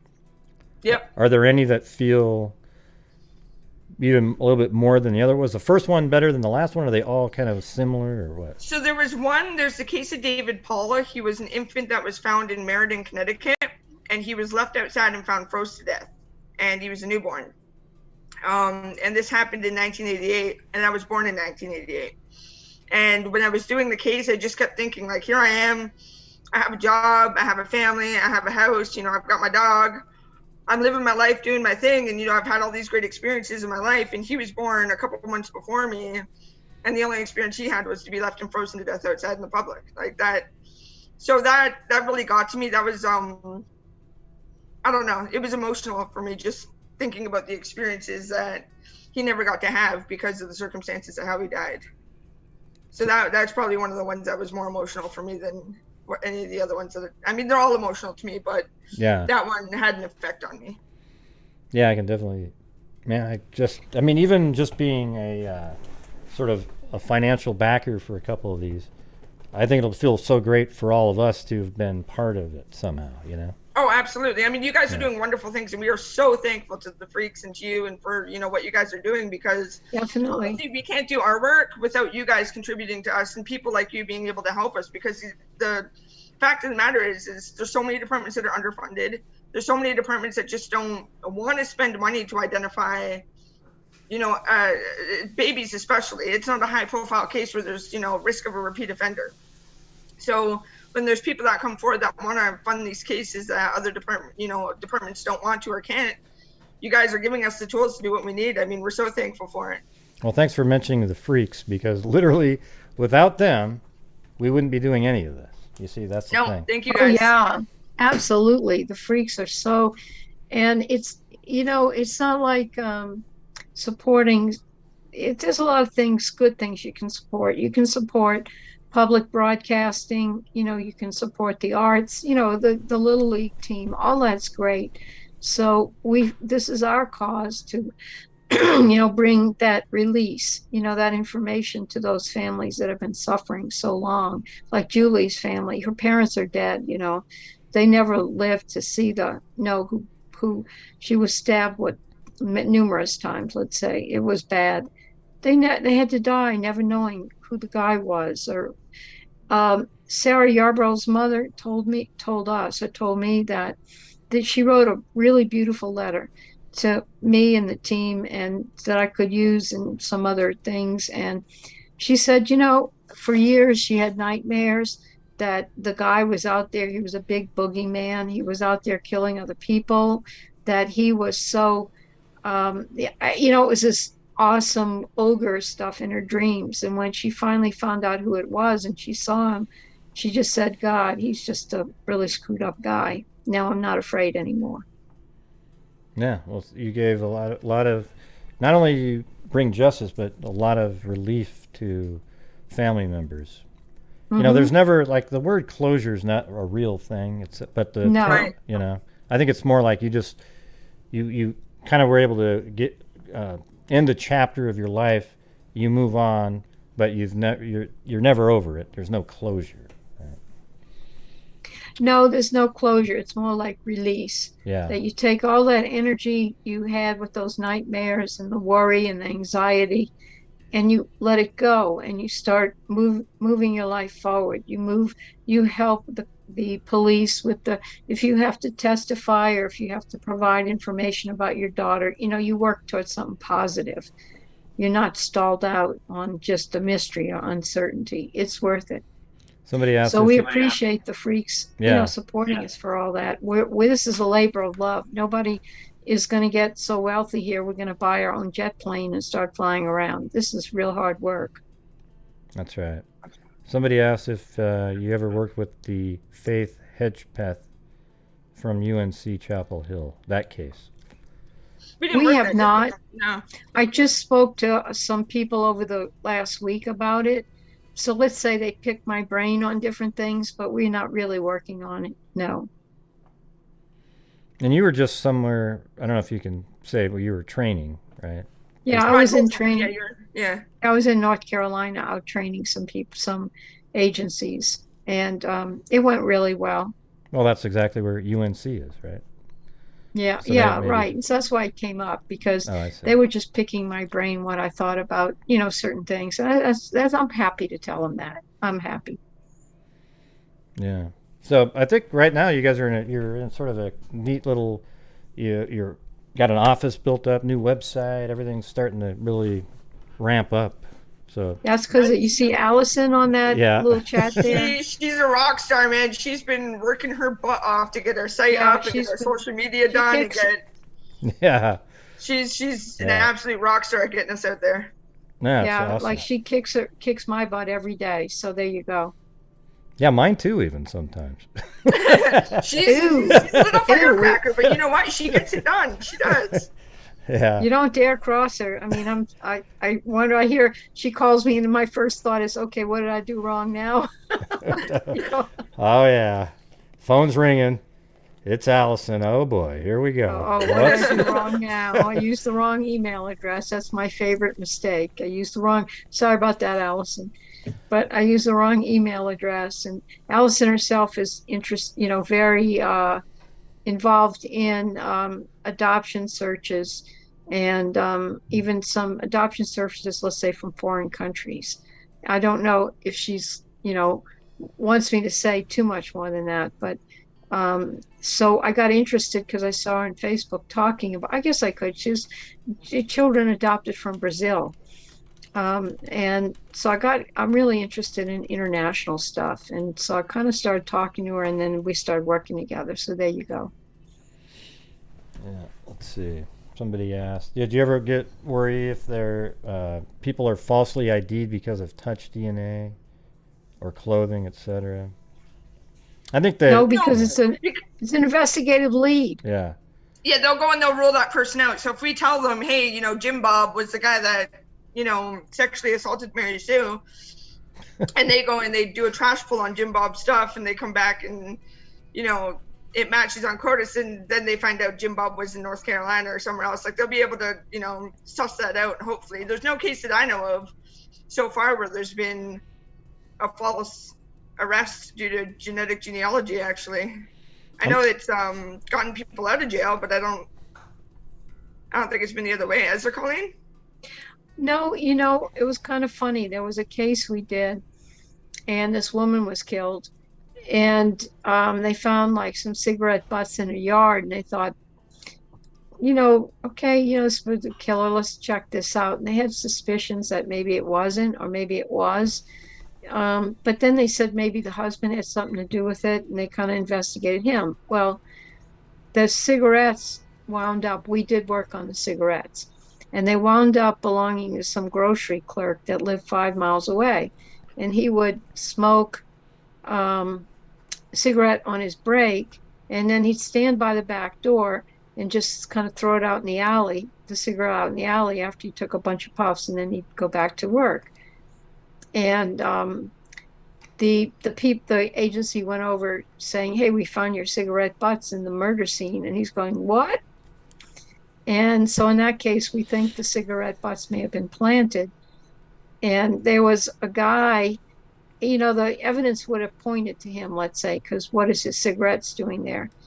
But he probably, he has time cards at the grocery store and stuff like that. So they can't, you have to have reasonable, reasonable doubt. It's beyond reasonable doubt. And this guy, whatever, he probably had his work record. Other people saw him in the store. He didn't even know the people that were involved, the woman who was murdered. He may have seen her at the store. So in that case, you'd say the DNA was at the crime scene, but then when you start looking at it, there's just no way they were probably planted by the real killer. Let's say that. So you guys probably don't work with touch DNA cases too often, right? I mean, comparatively. No, typically most of the cases we get are sexual assaults, or actual direct samples taken from unidentified remains. Yeah, or maybe like a fingernail scraping or something like that. Right, exactly. Yeah, and those kind of things are always almost directly related to the killer. It's almost like infallible that it didn't randomly appear there. Yeah, so the thing is, touch DNA is really dicey stuff. I mean, you could literally have somebody's DNA on you that was 8,000 miles away, 6 hours. You get on a plane, somebody touched this that was on a bag that you grabbed, touched your arm. Oh wow, So the thing is it would just take a good lawyer. But there's probably certain touch DNA, like on a steering wheel of a car, that was used to maybe dump a body. That would be something where it would make sense. But there's so many other samples just that a good lawyer could throw out, but at least it's a lead, and then maybe they can find something else to tie him at that point. I heard a talk at one of the forensic conferences that DNA can survive the laundry. So if a baby, let's say the dad is playing with a baby and then puts it to bed, and the next day he goes on a business trip, they do the baby's clothes and something happens to the baby, he dies. The dad's DNA is on the baby, even though he left for the business trip, because it can survive the laundry. Interesting. Wow. And I'll tell you the real winner on that. There was a case in, I think, Bel Air or Beverly Hills of a very wealthy doctor from India and his wife. Somebody broke in their house and he died because they taped his mouth shut with duct tape and he couldn't breathe. So he died. So I think the wife wiggled her way out or something. Somebody called the police and the paramedics came to, get them and try and revive the doctor. So when they found DNA of like these two Hispanic guys, and the third one, the DNA was some guy down in like downtown LA that was an alcoholic, and he'd drink himself silly. He'd go into the 7-Eleven, buy alcohol, drink himself silly, and they cart him off to the hospital. And then they, put him back on the street, he'd drink himself silly. So everybody knew pretty much, they knew him. And his DNA was found at this crime scene. So they went and they were going to arrest him. I think they really did arrest him. And of course, the attorney is trying to figure out how he could get to the crime scene, cooperate with these two Hispanic guys. And so the end of it was that they found out he had been in the hospital at the time of the murder. And they said, well, maybe he had the wrong armband. It was somebody else, but it wasn't really him. Somebody was using his names, but everybody said he's been here so many times. You can't miss him. We know who he was. And the end of it is how they found out his DNA was at the crime scene because of the finger thing they used to measure the oxygen. It was the same team of paramedics that had serviced not only the murder, but also the guy drinking himself silly and being picked up to he was first and his DNA was on that finger thing and it contaminated it. So when they did the work on the doctor, they found his DNA at the crime scene. Yeah. And so, but it was kind of an interesting that they went that deep into the investigation to even do that ruling out, right? Well, the attorney for the homeless guy, I mean, he could have let it go. I mean, he's just got a court-appointed attorney. He can't do anything. He doesn't have any money, but it is a credit to the attorney to go that distance for somebody, who ordinarily would just not be able to pay, and people would think was worthless because he just wasn't there. Yeah. And somebody asked why does the cheekbone have the best DNA in it? If that's what you said, I guess. Because it does. It's the petrous bone. It's right here. Mm-hmm. But you don't use it a lot because if you're doing, it has to be a John Doe. That's what you're doing. And if you do that, you can't do the facial reconstruction because that bone is missing. Because that's the way it is. I don't know why it all gets there, but it does. I think I was going to show you, I don't know if I have it here. Let me see. Remember I was telling you about the Bibb County doe. Well, I read about it last night. We read it on the air again. Was that there was a lady that showed up, and she stayed an extra long time, then showed up again, and spent a lot of time viewing him, and then took off. But they'd never been able to find out who that was. It was in one of the articles. It wasn't in any of the like NamUs or anything like that. It was. Why didn't somebody say about some initials that were on his arm or something? Yeah, it said RY plus love or something on his arm. And it said, so I was reading the actual article today, and I did read a kind of interesting thing. So there was a picture found of him and a girl. Yeah. And it said, the picture was found of him and the girl and was never released to the media. So it hasn't been able to help with his identification. But it's like, well, yeah, it hasn't been released to the media. Right. But I've wondered why they don't release it. I know. Why wouldn't you have? Somebody knows who that girl is. Especially after this much amount of time. I mean. Yeah. Well, maybe they do always hold back some stuff. Like Orange Socks with the DNA doe when we did her. They held back the fact she had a lot of scars on her leg. And I admit holding back a picture is a little bit different, but what's that? That's That's RY, it. RY And it's plus That's on love. his, where is it? On his arm? Left arm. Yeah, it's it's on his forearm right here. Can you zoom in a little more? it's about all like, well, yeah, I can try. Hold on. Oh, wait, let me see. Okay. And what is it carved? He like he scratched it in his arm. Yeah, and it's weird too, because what's RY plus love is sort of weird. You know, like. Yeah, and the plus love is like a different, I want to say font, but you know what I mean. Mm-hmm. It's written differently than the RY. Yeah, it's like a lot smaller, nice and tight. Yeah, which he might have been running out of room, but also it just seems different. I don't know. Yeah, definitely would have ran out of room. I don't even think you could fit plus love written the same size as RY. Oh yeah, I know. Yeah, definitely. Could it be his first? Well, I agree, plus, but could that be a T instead of a plus sign? I wonder if his name was Ryan, because I know a Ryan that we call Rye. Ah, but what does plus love mean? Like, yeah, see, that's a weird thing to me. Yeah, that is a weird thing. Maybe the person's last name was Love. L-O-V-E, right? I can't see the last two Well, letters. it could be like Robert Yasmin plus Love, and then maybe he ran out of room. I don't know. That's interesting. And here's I got some better pictures of him here. You know, let's see. You know, he's really a good-looking boy. He is. Let me flip it around. Like, it seems like it's easier to see like that. Put him, yeah. There's that Did one. he have like a small beard? I don't know what that is. Or is that just his chin? I think it's an abrasion. He broke his neck in it too, so I don't know if that's what's going on. Yeah, I don't know. Here's a better shot of his face. No, that's not the one. Hold on. Yeah, we appreciate you guys supporting the case, because this is one that really needs to be solved. Yeah, it's been enough time without him going home. Yeah, 1961. See, now, didn't he say his parents were divorced? Let's see, what was it? Yeah, something like that. Like he was on the run. I think I did read something like that. I can't remember exactly, but something happened. He said something happened, and that's why he left home. Yeah, he said he was. They say he's 14 to 17. I can kind of see that here in this shot. The younger. Yeah, definitely. Look.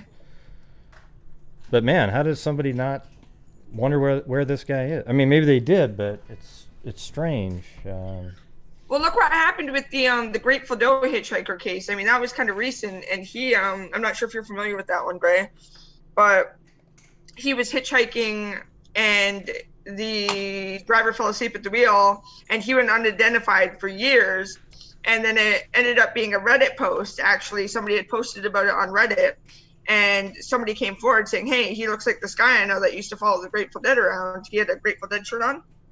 So anyways, the case gets solved, but it turns out his mom actually tried to report him missing because she knew that he went off somewhere, but I think the city she tried to report him missing from wouldn't take the police report. And so it just kind of fell through the cracks. She didn't know who to call because he was last in South Carolina, and then he was here, and he was traveling all around. She didn't know what to do, and it just kind of went nowhere. But she was looking for him. Oh, I see. They just didn't look in the right place. This is like the worst image I've ever seen, though, right here. See this one? That looks like an alien, all right? Honest to God. Like, that's an alien compared to what he actually looks like. So if I was looking at this for years, I go, well, that can't be my kid because that doesn't look like him. You get what I'm saying? Like, well, that's the whole. Yeah, you know what? I was telling you about that. They're forensic artists that, do this, and they take the autopsy photographs and they'll get around. They never really want to get it exact. They want to get it kind of almost enough that you can recognize the person, and you recognize it's a sketch. We've worked with a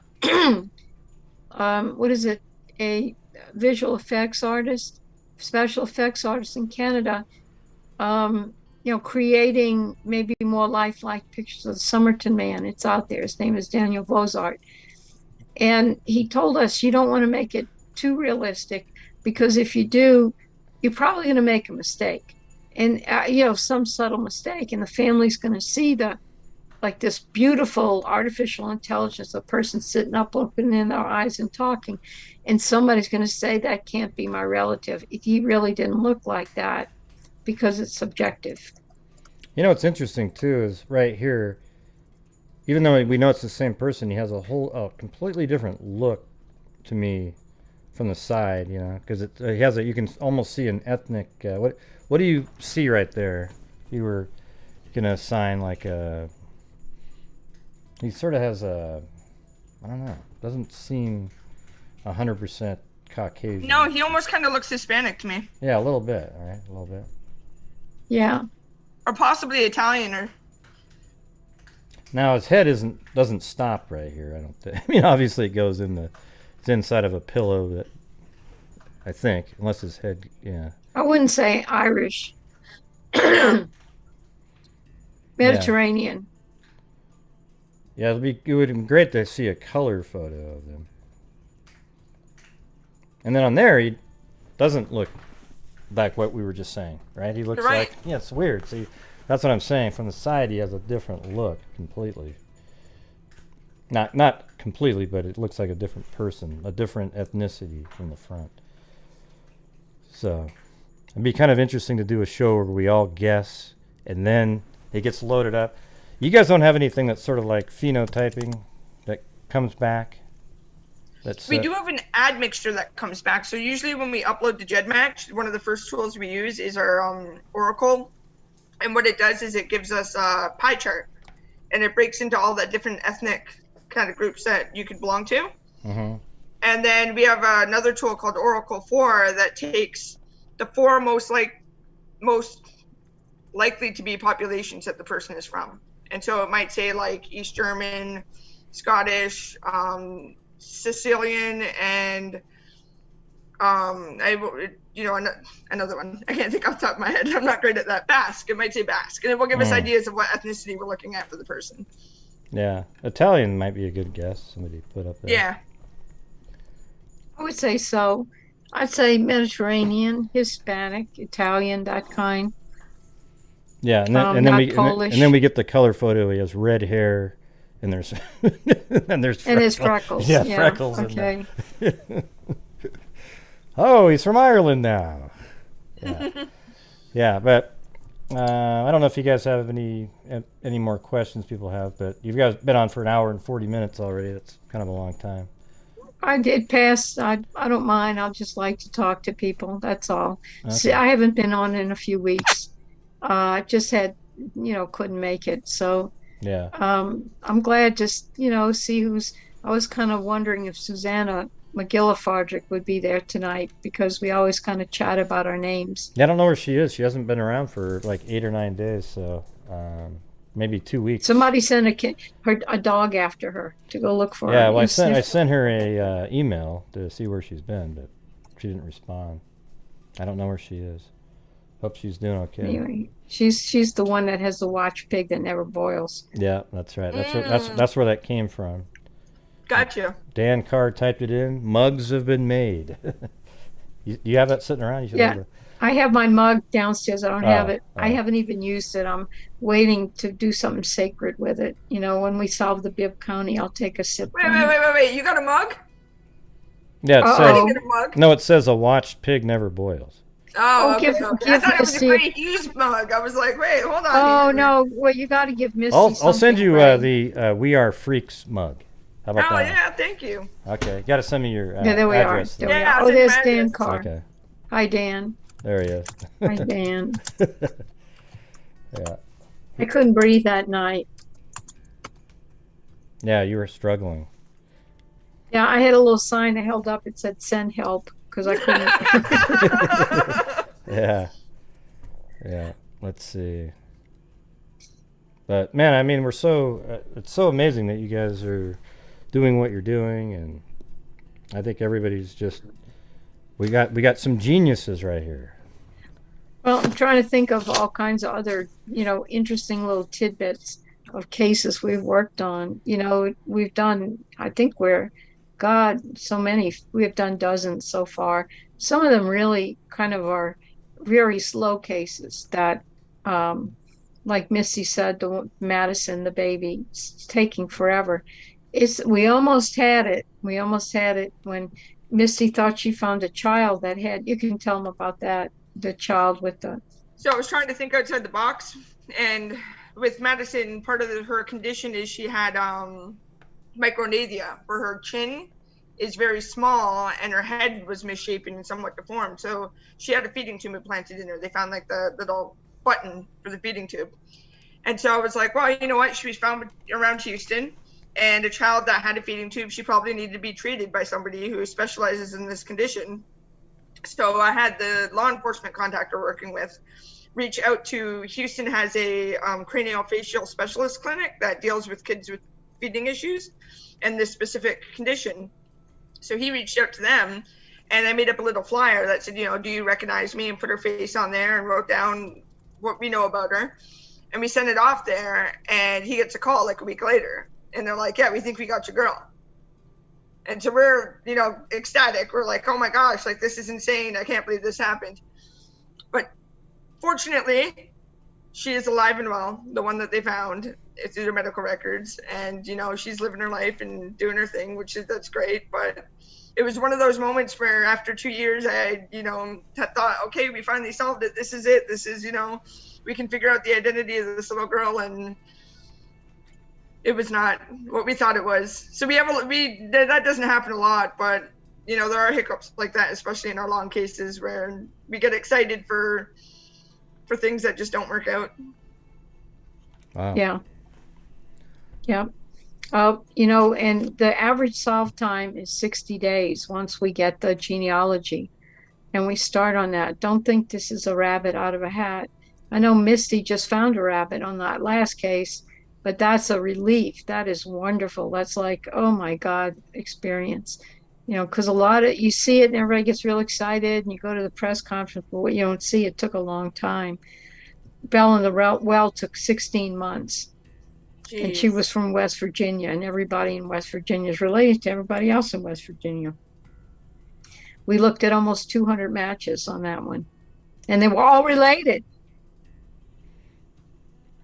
I think, let's see, I just was reading Dan Carr. He wanted to volunteer. I think he can do it. He's helped out, like on different shows. He finds stuff really quick using those websites, so he must know how to use it. Plus, he, you know, come up with extra quips, you know, on the side. Yeah, well, you know, the boiling pig isn't enough, you know.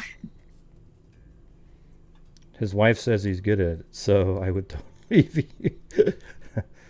It says, my wife says I'm good at this stuff. I would totally leave you guys for Colleen. Yeah.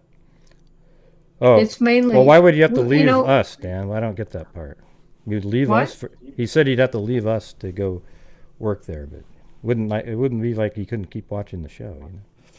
Well, let's say this: you've got to do genetic genealogy. You got to be really good. Do adoption searches, but you have to be even better, because once you do that, you kind of like go undercover. You know, you go into GEDmatch. You're not allowed to.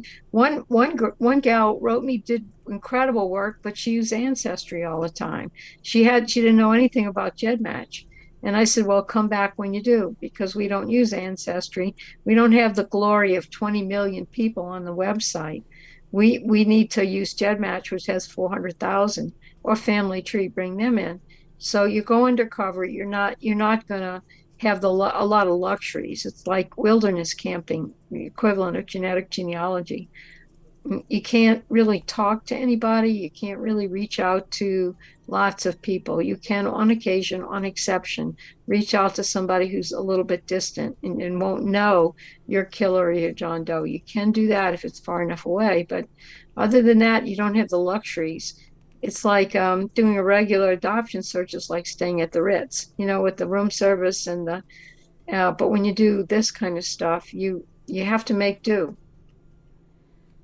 Yeah, man, everyone's so pumped for you guys in there. Why wouldn't you be? Just reading the comments. Yeah, we're looking. Come on, anybody got? Yeah, that's good old stalking. Thank you. Well, what you should do is tell me some. We do Facebook stalking every day. Now, like if you get some cases where. Like ones that you've solved, you should tell me some of those, Misty, then I can look them up and just go over them, and then maybe you could come on sometime and tell us how those went. There's a couple that have been in the news. Oh, some of them are, so out of the 10, are there some that are still waiting for trials and not in the news? And, Yeah, I can only think of. well, I know the last one is for sure, but 3. Naperville would be 4. Maybe Which 4 ones? that were in the news. What, of ours? Yeah, Teton, the Chandler rapist with Ashley Nolan. David Naperville. Paul Yeah, David Paul in Naperville. in Naperville. And then I think, yeah, the others haven't been in the news. Yeah, right. But we'll change all that.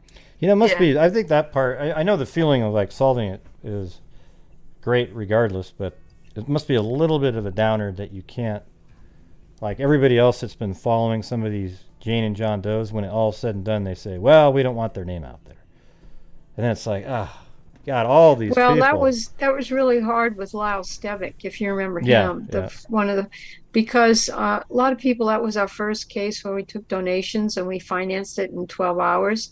It was very exciting, and then we realized that first of all, the state of Washington does not release the names of suicides, and secondly, the whole family was so just crushed and destroyed by the fact their son committed suicide that it wasn't really proper to let his name out. They were Catholic, and committing suicide means you don't go to heaven, and so they were really just so upset they couldn't tell their neighbors or anybody. So eventually, what happened? Somebody filed a Freedom of Information request, and that didn't work because it was still treated as an open case. So the Washington State people didn't really want to do it out of humanitarian reasons. And in fact, Ray, we talked about that. I remember that was the first kind of contact I had with you, talking about On the phone, why okay. you had written me about why can't, maybe the guy would want his name released or maybe not. And I responded to you on that. But the family, we have to side with the family because we know who they are. We know what they feel. We can't hypothesize about him in favor of him. He's gone. And, the family, anyway, so what happened is they filed Freedom of Information. The Washington State people kept the case open, so that wouldn't work. But people were watching the exhumation orders or whatever public, watching what cemeteries, watching death certificates were issued or whatever they did, and they figured out who he was. Right. And so we tried to protect the family, but ultimately somebody figured it out. And how long had he been unidentified? That's a good question. I don't know, 12 years, something like that. I'd have to look again. I don't remember. I mean, there were just absolutely clear photos of him that were out there. I mean, you could see exactly who he was. I mean, yeah, and Lyle Stevick was a name in a Joyce Carol Oates novel, I think, that he liked. somebody wants to know I don't what remember your favorite. how long was he unidentified, Misty. You remember? Somebody wants to know what your favorite authors are. They've I typed it can't in remember. over and over again. They can't stop asking it until you answer. What? Your What are your favorite authors are? Misty? I don't Stephen know. King. Oh, really? I like Yeah. him. I don't like his Stephen King. horror. He wrote a lot of good stuff beside the horror. I like the good stuff. Oh yeah, no, I like my favorite book by him is actually The Girl Who Loved Tom Gordon. I don't know if you ever read that Really? one. No, I didn't know that one. It's about a girl that she gets like lost in the woods, and it pretty much is her imagination that's taking over. And yeah, that's one of my favorite books from him. But he had a lot of good ones. I like a lot of his short stories too. He said that when he's finished writing a book, that for some reason, he can't stop writing, and he gets out a novelette, like it's a short novel. Stand By Me was one of them. Apt Pupil. Stand By Me was amazing. Yeah. Yeah, and that was like one of those short novels. It's not not long enough to be a book. Right. Not short, not too long to be a short story. Apt Pupil, Stand By Me, and there was another one. Something Method. I don't know. So I'll remember it the minute we get off the air, but he's one of my favorite authors. I was thinking maybe like some of the Harlequin romances because of the watching. The dance moms. Yeah, and dance getting moms. ready to get Beyonce. Something to just wipe your brain free right after. Well, actually, I've written 10 under a pseudonym. Now you figure that out. Okay. Oh boy. No, no. No, but you do write poems, right? Yeah, I write stories Short on stories, Saturday not poems. mornings. Yeah.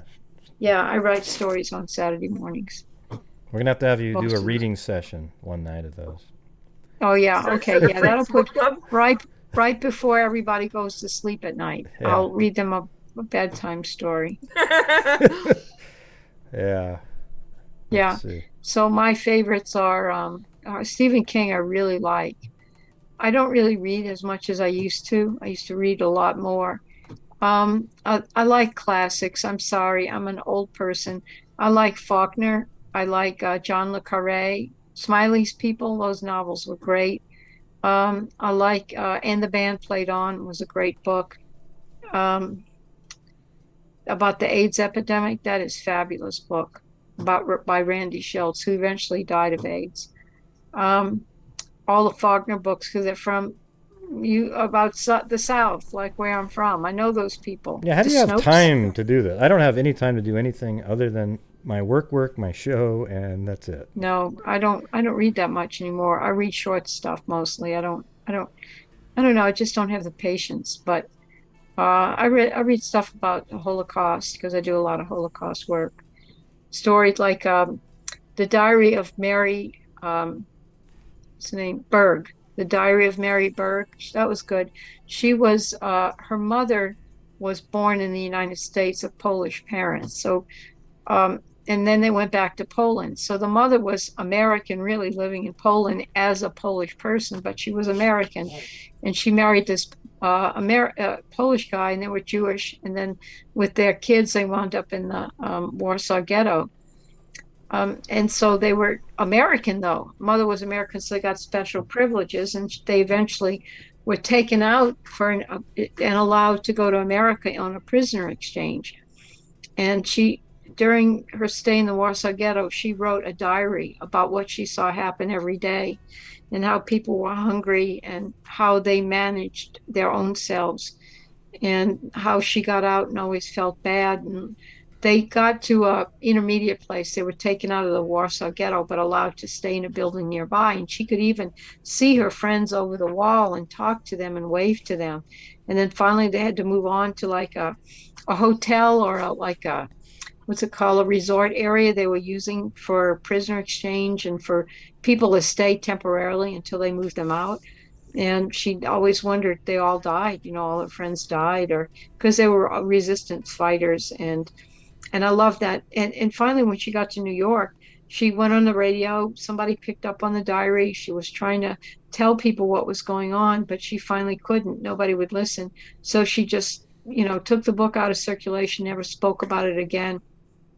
And that was in the 1940s. And finally, maybe within the last 10 years, she died and her daughter published it again. It's unbelievable. The Diary of Mary Berg. Her real name was like Wahlberg, but the Diary of Mary Berg is what it came out as. I love that book.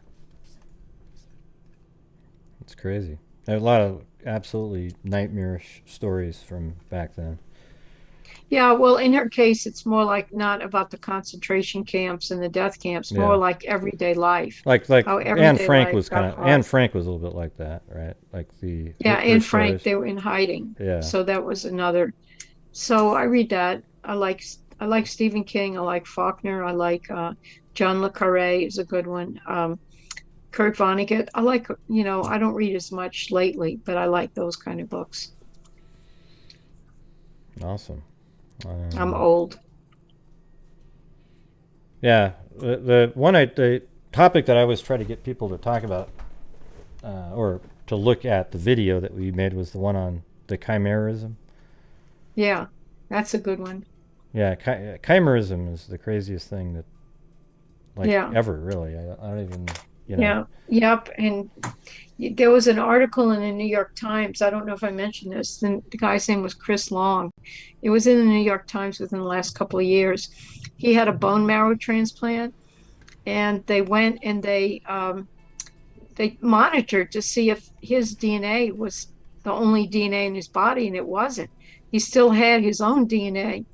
You know, the DNA in his lips, his mouth, his saliva was sometimes his donors and sometimes his in different proportions. His DNA never went away, although they basically killed his bone marrow so they could have a bone marrow transplant when he got cancer.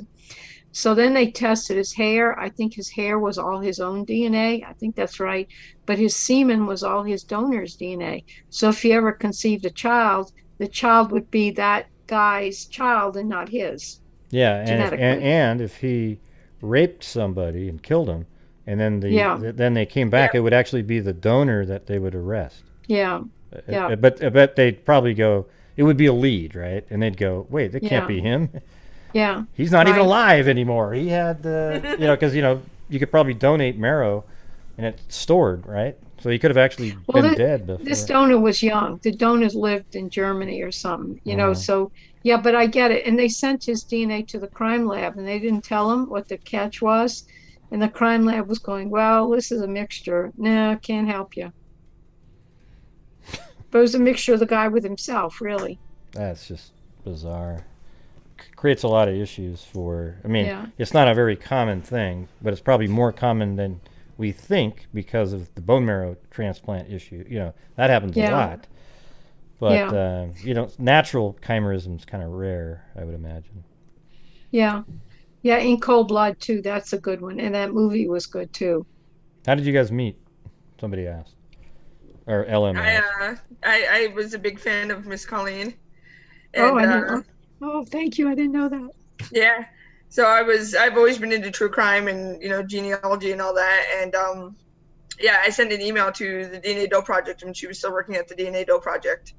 And she reached out to me personally and, wanted to talk about my skill set and what I could do and all that. And then she handed me my first case, and that was over 2 years ago. What was that? Baby Tammy? Was that? No, Holly. Oh, baby Holly. Yeah. Okay. Yeah. What remind me of that? That was baby found in Orange County, I think. A female. Oh yeah. Oh right. Ona. The mom was the lady Ona. Yeah. Yep. Yeah, the mom died, so she didn't get arrested, but the mom was in bad shape and she died. Yeah. Let's see. That was a.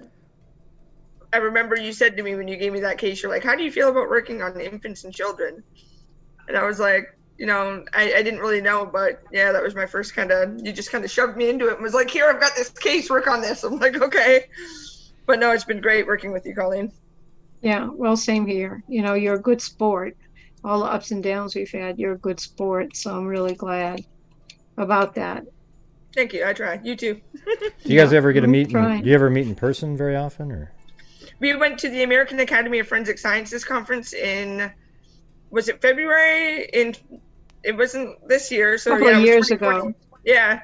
So we met there with a couple of the other genealogists, and we spent pretty much the week together going to the conference and going to see different things and socializing at night. And that's the only time we've ever met, but I'm hoping, we'll meet again at more conferences again in the future. So when you went there, we will. Did Colleen have an entourage and sort of like bodyguards and things? Everywhere Colleen goes, she has an entourage. She's got genealogists around. She's like, I know that person and that person. Yeah. She's hi and everybody knows her, Yeah, I try, and I just like being at the conferences because I like talking to people, seeing how they're doing. If something else is going on, what's up? How's that case going? And I love that. I sit in their talks. I hear what the new developments are, and I sort of am a radar for new developments, new technology. And what I really like is, because I have a hard science background, I can really go toe to toe with just about anybody and say, I didn't understand that. Now, what is that? I don't always understand everything, but I get enough to get it close, to know if I can use it or not. And in a certain couple of cases that I had to, that I'd say there's a case that Misty is very familiar with, totally failed everything on earth. And I had to pull all the strings in the technical community to kind of get that case specialized, have and pull in a whole bunch of favors to get people to do it for me in advanced technology. And I like that. I like doing that. I like, trying to solve problems in new ways. Hey, what would you say that the calling card of Identifinders is? Like, what is it what makes you special compared to other people that do the same thing? I know what the answer is. First, there too, really, because there's two sides to this. I have an opinion too. I want to see what yours is. Okay, what is the opinion? You want to tell me your opinion? You go first. The opinion. Well, what do you think our calling card is? I think that we just care. You everything underneath that, the DNA, the genealogy, the pulling the strings, the technology, the thought is because we care. Somebody typed more that than exact. Other people. D&K Rex said, "You really care" is the difference. Before you yeah. said what you said. Yeah. Yeah, we really care. That We're makes like a difference. small little family, and we hear that a lot from our detectives, that it's like, they have that one-on-one connection with us. They can talk to us, they can call us, they can email us, they can text us. Yeah. We're there from the beginning to the end. We're not just, I don't know. That's one thing that I like about us is we're very almost family oriented. We're a very small team, but we all work well together, and we have great relationships with law enforcement. And yeah, we're dedicated. That's for sure. Okay. Yeah. Well, that part to me was just sort of a given, just knowing you. But I would think that it's that you guys can work with absolutely horrific DNA samples, and other people pass, and you're able to find matches based on almost nothing, when other people can't do it. Like if there was a horrible sample that somebody had and they've given up, I would actually give you guys a call and see what you can do with it. That's what I would say. We've lost Colleen. That's pretty spot on. Yeah, we do. As Colleen says, we do more and more with less and less, right, Colleen? Yeah. Yeah. Now, I don't want to be put on the line to do more and more with nothing. You have to have something to work with. I mean, we're good, but not that good. Yeah. So, there are cases where I know we're, even like I said, there was one that I thought was beyond hope, and I pulled some strings with some network, pulled a few strings, got a few favors done, and we're going to really solve that against the odds. But even that, when you look at the older cases, there's some that waited too long. The technology didn't advance in time, and those you have to really feel bad about. So if you could do more and more with nothing, I think that's when you switch into the psychic realm. Right? Yeah. Oh. That's when she gets her new TV show, Colleen, Psychic Detective. Yeah. We did more with nothing. Exactly. Yeah. I get it. Yeah. And Allison says it's been, several of the detectives said we work with the victims actually become our families in a way. I would say so. That's awesome. I know that some of the detectives are, I feel really close to the detectives. Police get bad news these days, but really those are only very few police. The ones we work with totally have dedicated their lives to this work. They're not getting wealthy either. They're supporting themselves as their job. They might have a comfortable life, but they're not doing this to get wealthy. There's so many of them, after they retire, they keep working on cases. Oh, yeah. And they're not getting paid anything other than their pension, Yeah. Let's see. Yes, police are much more accepting. Let me speak to that. When I first started this 10 years ago, I didn't have too much trouble getting into police departments. I had a little bit, but because, my technical background, I had some credentials. I did it as a scientist trying to figure something out rather than a genealogist.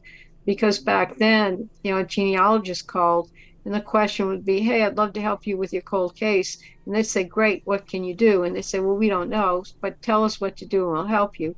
And, it got to be not really, they didn't really want to take those calls because they really didn't go anywhere. It was just people offering help, which was good, but the help wasn't necessary there. So that when I started doing this and I started going to detectives, I really could get in not as a genealogist, but more as a science person, had a new idea that might help. And that always didn't work, but it did a lot. And now as time goes on, they're calling us. The world has changed. Do you have it where you solve a case in a municipality, and then they keep saying, "Hey, we also got these other couple. What do you guys think of?" And it leads to more because of the work you do with them and how close everybody is. They're probably like dying to work on the next one that they have DNA sample. That, you know, that probably happens a lot, right? You get extra work because of that. Yeah. Yeah. So, yeah, you know, we just develop relationships. That's what I like. And some, you know, there are cases where the DNA is slam dunk. You know, oh, you got tons, you got whole 55-gallon drum of DNA. No problem. We'll tell you what to do with it. Send it in. And in other cases like this last one, you know, it takes an uphill battle, but it's those uphill battles that are worth it. 55-gallon drum, man, that's a lot. That's a lot of DNA. I mean, that is probably almost heavier than the person that they got it from. It's amazing. Yeah, I know. It is a lot. Well, I didn't mean it like literally, but. I know. Yeah. I was just working with your dry humor. Okay. Yeah, well, yeah.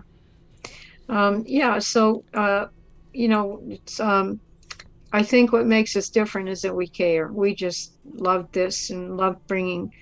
I love, like the class I taught last week was really great. I got to know some people. I like that. And COVID has been really hard on me because, and I'm really grateful to the show, coming on the show. It gets, you know, it gets me out of the house, so to speak. And I get to talk to people. Whereas, you know, my life before this was going to conferences, you know, going out with my friends and doing stuff. But, you know, COVID really kind of put a lid on all that. It was really hard on me. But now that we're kind of waking up and getting out and starting to, you know, the world is changing for the better, it's going to be, I'm going to be very happy to do that. Wow. One, I mean, a lot of the freaks that say the same thing, like during this whole COVID time, it was always a cool thing. I do shows every single night of the week, and it's like a place where everybody got to hang out when you're totally, you know, sheltered in. You can't really do anything for months. So you might as well make Gray popular.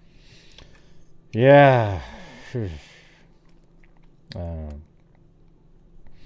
Yeah, it's always. Now I just got to lose all the weight I gained while I was sitting on my butt for a whole year. The COVID 50? I'm just kidding. Yeah, I saw, you know, last year we were going to open up out here in California or something. And they said in 7 days, we're going to let people like go back to work. You know, that was a false alarm, but it was out there. I saw a cartoon of the woman like that. It says, you know, businesses will open in 7 days. And she's surfing on the web, and the website she's looking at is how to lose 30 pounds in 7 days. I think I shared that same thing on Facebook because that was mine too. And they said they were going to open it in summertime. I was like, uh-oh. Yeah. That's pretty Yeah. Funny. Let's see. What else is out there? We miss any questions? I saw Amber say that she'd met me. Hi, Amber.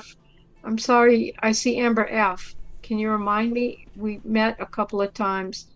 All I see is Amber F, and I know maybe a couple of Ambers out there. She said she met you in Texas in 2019 at a forensic genealogy conference you were training at or teaching. And yeah, then she I think so. Spoke to you virtually at AFS. Yeah, I saw that, and I'm trying to remember. Hi, tell me, Amber, you can email me separately if you want. I'm just trying to remember if there was a case you really wanted us to work on, because, you know, we'd consider it. Yeah, but apparently I get to maybe watch some of the, you know, maybe record some of the behind the scenes on Bibb County. Okay. And and also. Yeah, I thought we could work and figure out some way we could do that, Colleen. I can blur. I can just blur out any of the. I'll just keep a static video of something, and I'll highlight a column down where you. And it's all blurry. You can't see it. Oh, yeah, that would be easy to do with GEDmatch if you just get the parameters set up on the screen. Yeah. And you just blur the identifying columns, yeah. Yeah, something like that. Yeah, we do that. It'd be really good, Greg, because then you could kind of talk about, you'd understand the process and you could talk about it a little bit more and educate. Yeah. I'm all for getting the people out. This is a great show to educate people a little bit on how it works. You don't want to, you know, have a class or anything, but people do ask questions and you can get answers. And the more, let's say, familiar with it. Not, you don't have to know how to do it, but the more familiar, the better it is. Yeah, and just it sort of gives you people an idea of the depths that you have to go to. You know, going. You know, I mean, literally, like that person showed me a little bit how to do it. You have like 8 or 9 different websites and software programs that you open up, and they're just like you're all over the place. You know. Yeah, you wind up with 50 tabs open and you don't know where they came from. I have 3 monitors set up, and I have like 80 tabs on each monitor, and I constantly just don't know where I'm going. Instead of clicking through, I just open up a new tab. I'm like, whatever. Yeah, open up the same site again, right, on another tab. Yeah, I have 800 ancestry tabs opened up with the same search function on there, but it's like my mind. Yeah. So. That's crazy. Let's see. How do they think? How likely do you think that this will open another mystery? Bibb County boy will open another mystery, and why? You know, because his parents haven't come and claimed him. Can't say. What do you think the chances? Well, you can't even answer that. But like, it sounds like we might get a good chance of getting the full sequence, right? And being able to, he just might not have matches. You know, that's just kind of the risk. You know, there's always that. Yeah, we'll have to tell you. We'll tell you that the minute we know something. What is the case that you solved that had the worst centimorgan number, Misty? Oh my gosh. Like, did you ever have anything below 100? I have so many of my cases that are. I have like 30 centimorgan matches. Oh God. What do you have? 30 centimorgan? That's ridiculous. That's like, what is that? 8 Yeah, dozen? you really can't. I mean, you didn't solve those, did you? No. If you mean the lowest I've solved. Yeah. Yeah, I was gonna say. I thought you meant the lowest in general when you were like 100 centimorgans. I'm like, I wish. No. Okay. The lowest, Naperville was the lowest, and that was under 100. I'll say that.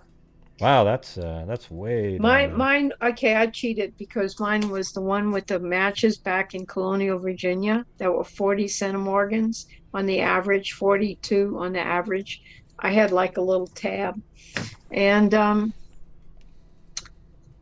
we solved it because we found him. We knew his last name, and we found him in the newspaper. He created another crime. He committed another crime. So we really didn't solve that using genetic genealogy per se. We kind of cheated. We solved it. We kind of figured out who he was, and then we proved it using genetic genealogy. Yeah, and there's actually a website out there that I can't remember what it's called, but it actually tells you what you're kind of looking for. Like if it's at 100 centimorgans equals third DNA Painter. DNA Painter. It's called the shared CM tool. You enter the amount of CM shared between the matches, and it gives you an estimate of what the relationships would be. And do you guys use that pretty frequently to be able to show how far out? Yeah. Every day. Okay. And it shows you how far out. Every day. Every day. And that gives you and twice on Tuesdays. How many? What level you have to get to, right? Like if you know that they're third cousins, then you know what tier or second cousin twice removed or something. Yeah, you can tell. What's great is like if you know you're identifying somebody. If it's an infant, for example, and you know that the infant was found in 2015. And you know your match was born in 1957, you know there's probably 2 generations between that. So when you use the shared CM, you type in the amount of centimorgans, and you just look for every relationship that is twice removed. So if it's second cousin twice removed or third cousin twice removed, those are the only 2 probable relationships between the baby and the match. So you can narrow it down like that. Yeah, it's wild. God. It's like a big Sudoku puzzle. And in about 100 years, you're just going to be able to put a wand in the air and go up, and it'll show up a list of a guy's name on it. Maybe. I want my job still, Greg. Well, you'll be alive in 100 years, I don't think. Yeah, you know what? You're right. Yes. All right, that's true. All right, bring on the wand. Well, I don't want to be a Debbie Downer, but yes, I'm. The odds of you being alive in 100 years are low unless there's some weird technology that we invent. Hey, maybe Colleen can figure something out for us, right? Yeah, hurry up. Man. I don't know. They put a lot of pressure on me that I don't want. Yeah, but it'll be somewhere like a crime was committed, and then it'll be able to detect air that somebody breathed out, and you'll go into the room and you'll wand it around, and it'll list all the names of the people that have been in there that breathed out. Yeah. Don't laugh. I know that they've done that like with a kitchen where people have been in and out and somebody went on a trip. And they got DNA from the cabinets from all the family. Ah, there you go. Now, breathing, I'm not sure, but that would be very interesting. Somebody tries to kill you, you suck in their air or something. Yeah, right. Or you could go into like a sauna, suck in some air, commit a murder, and then breathe it out really quick, right? And they'll blame it on the person that was, okay, perfect. Wait, my mind's starting to work on that. Oh my God. I write stories. Oh man. Yeah, man, we're giving too many ideas to these criminals. Wait, you guys just switched around. How'd that happen? I meant to mute my mic so I could cough, and I accidentally shut my camera off. Okay, Sorry. let me move it back. Here we go. You can put me on Misty. I want to be, Younger? 20 years younger. I'd really appreciate that. Yeah. Let's see. Looked up Centimorgans. What else is he? Yeah. Well, somebody looked up centimorgans. That's just sort of no, like... No, centimorgan is just a unit of DNA. Yeah. Don't be confused by the facts. It just means like how closely related the match is in just sort of a numbered form, right? Right. And they asked about Jenny Bastian and Michaela Welsh, 2 different crimes. And I don't know about Michaela so much, but I do know that Jenny was murdered by Robert Washburn. And it was interesting because he claimed to be a witness on Michaela's murder. They were burned in the same park. And so when Michaela was murdered, Washburn went to the police and said he thought he saw a witness saw this guy run away after killing her. And so they took a statement, and that's the only thing he ever appeared in the whole story. So I did the Y-DNA, and I came up with the name Washburn, and they didn't, Lindsay didn't believe it. She said, how can you come up with a name from DNA? And she thought it was snake oil. So I did the Y-DNA, and I came up with Washburn. And the only Washburn was a guy who was a witness on the first crime. So they said it can't be him, because why would he volunteer to get involved in the first crime and then go out and kill a little girl in a second crime? It was so weird. So Lindsay spent maybe a couple of years. She got grants to CODIS test, I think 150 people, over 150. And it took months to get the first couple of 50 batches. And she retired, and she was waiting for the third one to come in, and she retired. She couldn't wait any longer. And they had like 43. They didn't have a complete batch. So the very last one she popped in there was Robert Washburn, because she said he can't, and that was him. And she couldn't believe that the name came up. And it turned out he was, like I said, the only brush with the law he had was when he was, prowling in a car, and the police kind of caught him prowling around a neighborhood, and that was it. So that wasn't, maybe he got a ticket or something. He didn't really get arrested. And so Lindsay got very close to the Bastian family. She got very close to the mother of that child. And I asked her what it was like, to go and tell the family that they had solved it.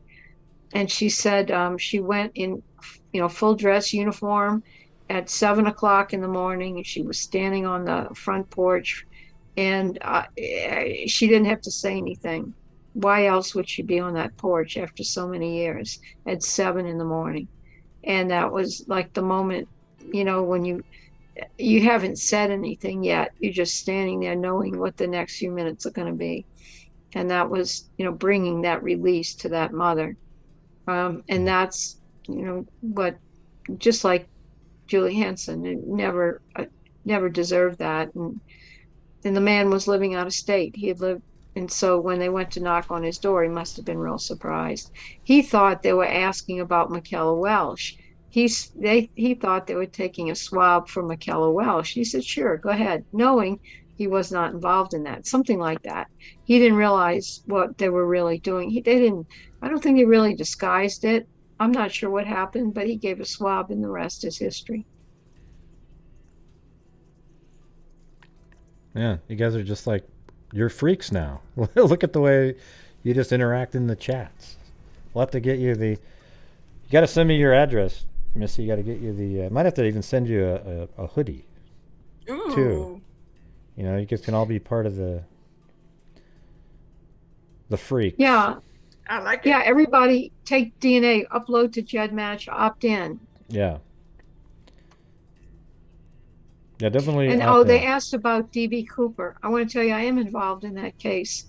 And I got involved for a couple of reasons because of just the DNA part. They tried MVACing the tie that he wore, but the tie has been worn by FBI agents to cocktail parties. You know, it's like kind of funny story there, but they really couldn't get any DNA out of the tie.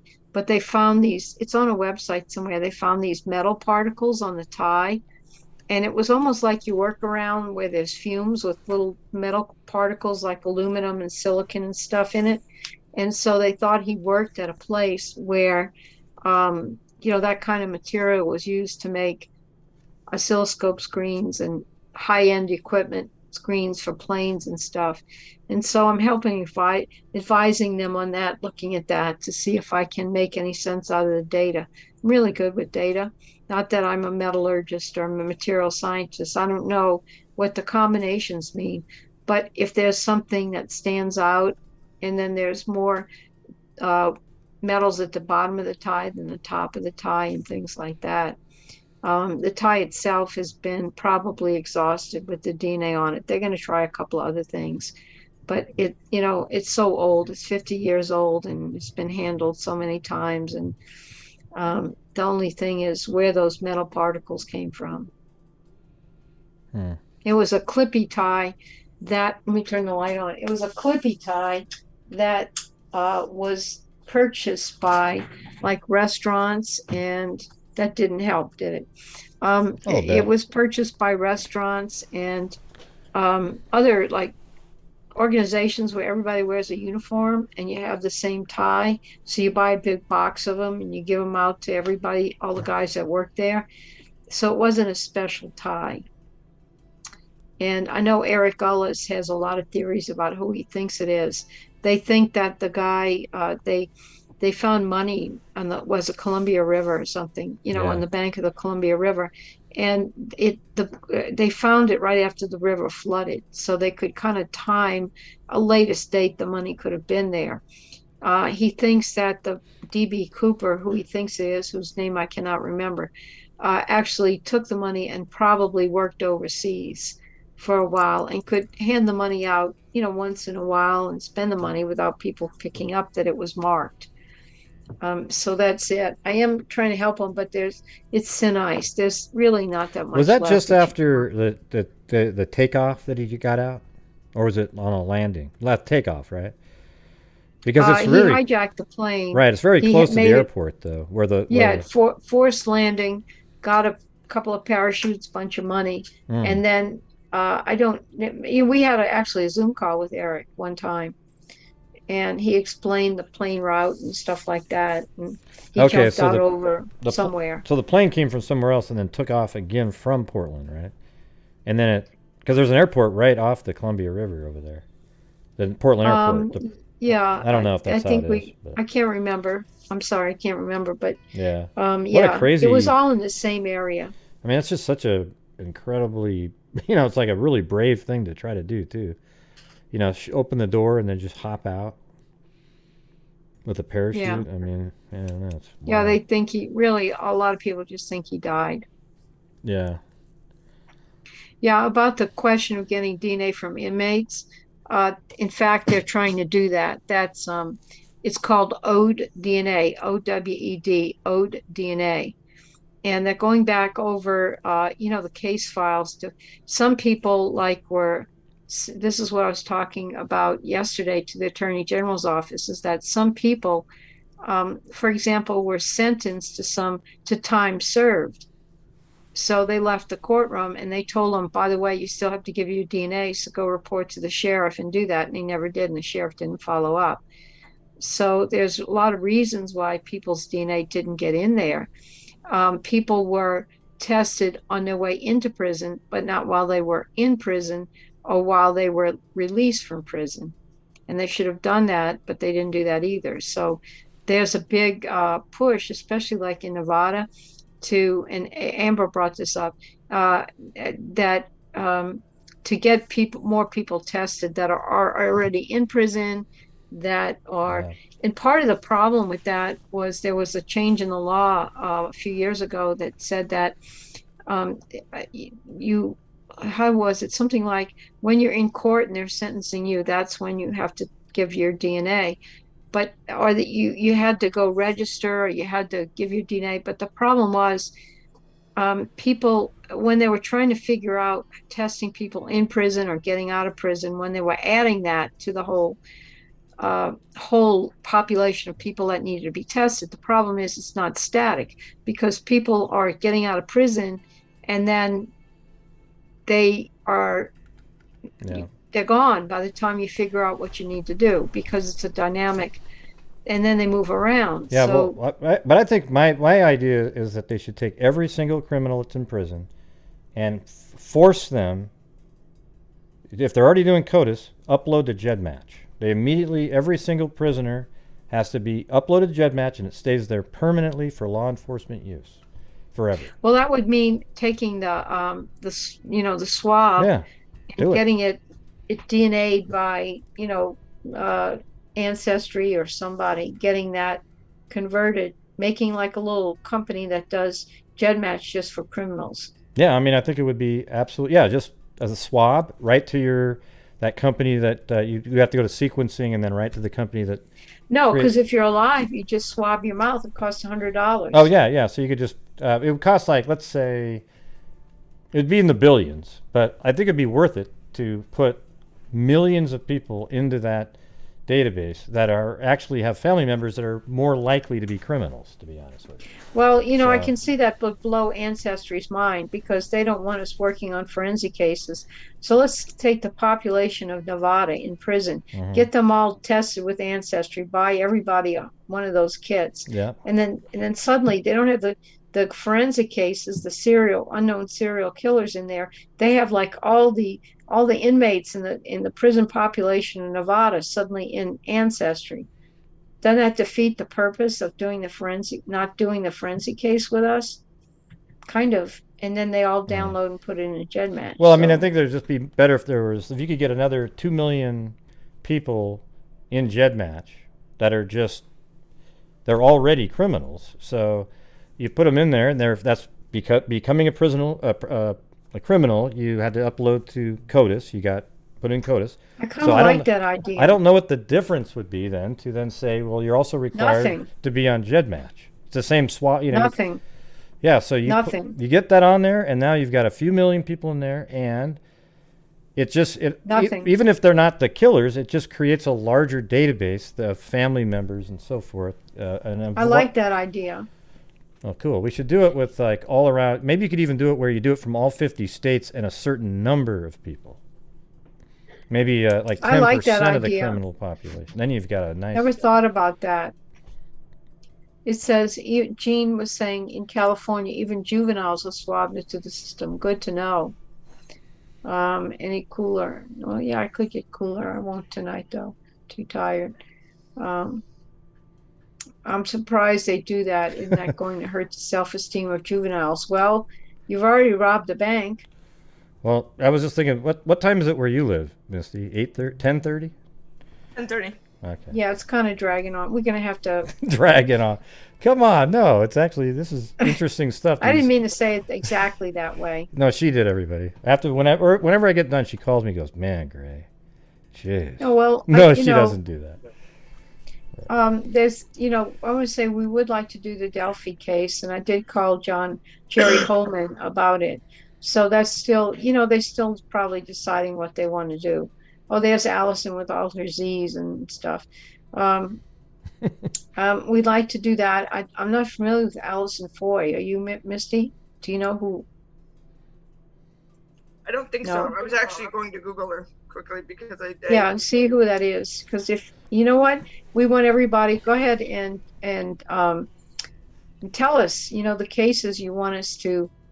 No, I'm not familiar with this. Yeah, this is a good. Okay. Hey, Allison, you send me your address. Misty, send me your address. Yep. And then also, Misty, send me some the other cases that have been in the news that you've solved, and then maybe I can go look those ones up. Yeah, we have some in the pipeline that are going to be very interesting.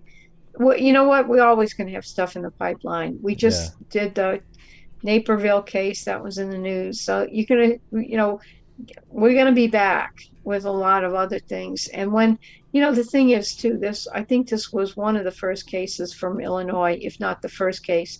So they are at least from that area. So they're still getting a feel for what this means and what they can say and what they can't say. So, if you wait a couple of weeks or whenever, when we start really getting oiled and a bunch of stuff in the pipeline and we're starting to talk about Bibb, you're going to find we're going to have this ongoing conversation of more and more cases that we can talk about. Yeah. Misty just did. You ever guys watch the progressive commercials about with Zoom, and they're like, "Hello, anybody?" She was just looking at something and had her face right next. It was like I was reading the chat. I'm sorry. that was awesome. Way to call me out. Thank you. That was so funny though. It was just like that. My eyes aren't great at night, so I was up here like reading the chat. That was hilarious. I was like, "Oh my god, we're having a Zoom moment from the commercial." What is it? What is Elsen Foy? What is it? Oh, okay, hold on. Oh, she changed the screen already. Okay.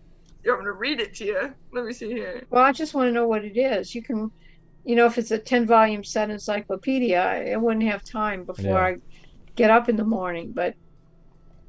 It's loading, it's loading, it's loading. 34-year-old, last seen July 30th, 2006, found deceased in 2008. Disappeared after leaving Junction's Billiard Sports Bar where she spent the night drinking with a friend. She was a dance teacher at her father's dance studio. She was married to Michael Foy. They had 2 daughters. At the time of her disappearance, she was employed at a Holiday Inn. It looks like 2 friends spent the night drinking a couple glasses of wine. When she was ready to leave, the bartender called a cab for her because she didn't want her to drive. The cab driver showed up around 2 a.m. She got into the cab, and Foy never returned home and has not been seen again. Her husband reported her missing to the Wilmington Police Department. Her car was found, no activity since disappearance. She was struggling with drugs and money at the time. And then her remains were found off Carolina Beach Road in 2008. But it doesn't... there were 2 victims, a DNA test, 2 victims found together, might be the victims of serial killer, multiple stab wounds. So the problem with that would probably be if it was a set of remains found, you're not going to find any DNA evidence on it. From the killer. Yeah. Yeah, they were able to identify them maybe using genealogy or something, but there's not going to be any. You'd almost have to be like sexually assaulted and then immediately buried in this some sort of a clay thing where you're like a mummy or something. I mean, like 10 years, you're not going to have any DNA left. I wouldn't imagine outside, right? Right, exactly. Now, if there might be a hair they find on the scene or something. Now they can actually get the DNA, I guess, just from the hair, not the root. Yeah, you mean you're talking about John and Jane Doe's or the hair left on people's bodies, like by killers? Well, let's say that there might be, like, let's say you had 2 Jane and John Doe, and then after sifting through, you found hairs, but there's a hair that didn't match the 2 Jane and John Doe's. Yeah. That's a pretty good chance that that's from the killer, because why would there be another human hair randomly sitting, unless, it got stuck on them? See, it could be transfer hair, like cat hair gets on clothing and stuff. It does. Hair carries. We have a case now. I don't know if I can say which one it is, but that the evidence is like a single hair found on the victim. And that could just be transfer hair from sitting at it. Right. You might have even gone to a salon or something earlier if it's a female or whatever. Just. Yeah, you don't know. You don't know. But somebody said about Somerton Man not being Australian. We think he was American, in fact. Do you really? I think he looks like Putin. He looks Russian to me. He could. You don't know. I'm saying this. He could be from Russian background. Let me correct that. He could have been in America beforehand. There were a number of things in his suitcase that were American, like juicy fruit gum, Wrigley spearmint gum. Oh yeah. Huh. Certain kind of comb. A coat, and the only place it could have been manufactured was the United States. things like that. You know, the weirdest part about that was that nurse who bought that same random rare book for 2 different people, but then freaked out too when she saw him because she remembered. I mean, I don't know, man. There's something weird about that nurse, right? There has to be something connected with her. I guess we'll find out. That was Justin. Yeah. But in those days, you know, people don't do that nowadays. But in the 40s, it would not be uncommon. That was the Rubaiyat was like a common poetry book people had. Oh, okay. It was not rare to have a copy. It's just the copy they found that got taken out. The only other exact duplicate, like another book of the same print run, the same edition, they couldn't find it. And Derek Abbott found one, I think, 2 years ago in Kansas, in archives in Kansas. So nobody knows who printed it, but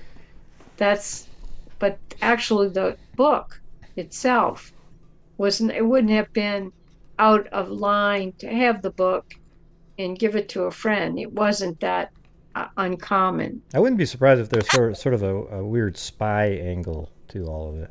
I don't normally go down that, but it's sort of this weird, with the nurse and then this guy just kind of, had all this cryptic writing, code in a book, Yeah, it does get kind of bizarre, doesn't it, real quick? Yeah, it makes you quickly start doing some wild conspiracy theory stuff.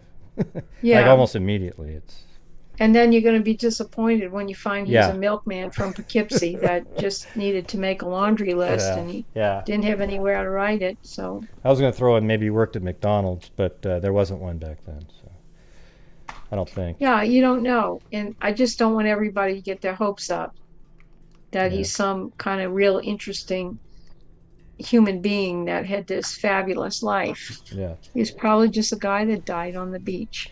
Well, here's the thing. I know that we could just sit here and just keep talking because it's always fun just talking. Everybody likes that part, but I think we'll just do it another. We'll do another show when another case gets solved, and we'll come back on, and you can talk. And Misty will be the one to come with. Misty will be the. You got a good one on the horizon. Yeah, Yep. I've heard there's a good one on the horizon. We have a fabulous one. Don't you know? Are you thinking the same one I am? Oh, I'm thinking my favorite case that we're working. Okay. Yeah, I don't know anything about it. That's the thing. Yeah. I've heard that there is one. Oh God. Oh, we don't even know what that means. That could be anything. It's a secret handshake. Well, what's weird is I come on the show sometimes and I've done that.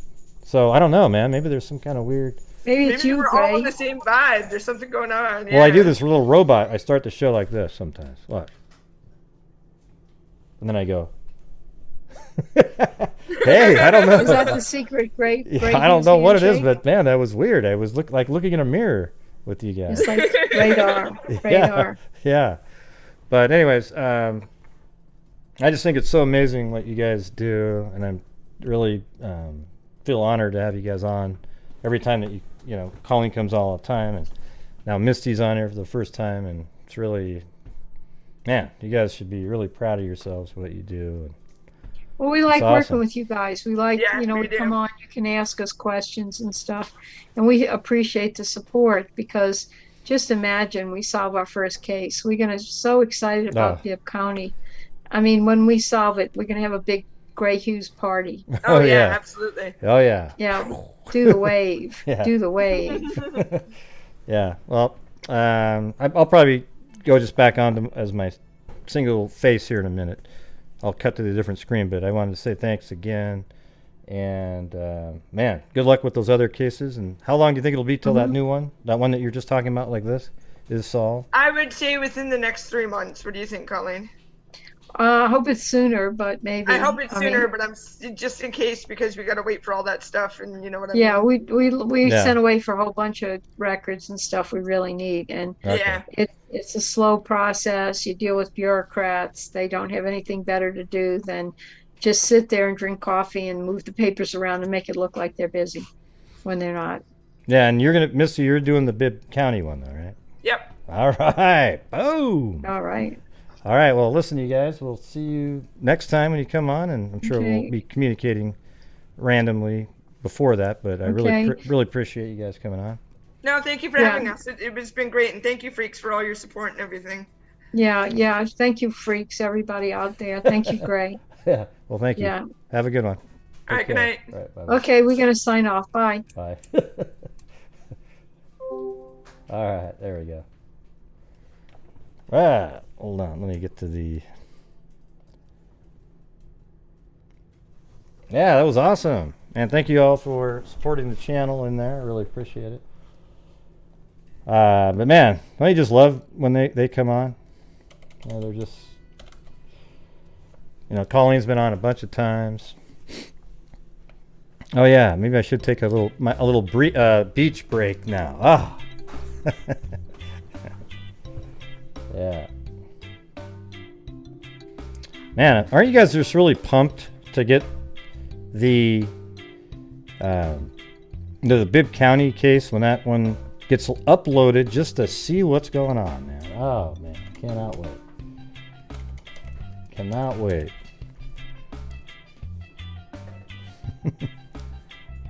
Oh man, Bibb County, and then there's another one that we're working on too. There's two cases. We have 10,500 in the fund, where actually these two cases are going to cost 13,500 or something. So at the end of this month, I'll be putting the entire, hopefully it hits 3,000. I'll put the entire amount in the fund, and then we'll have enough to cover both of those. Should be good. Should be good. Doom, doom, doom, doom, doom. Yeah, what they're doing is just absolutely amazing. Hey, thank you, Carolina T. Have a cool drink. Yeah, I think after I get off here, I'm just gonna go get myself a. I haven't had just a can of Coors Light. Thanks, Jennifer Rochelle.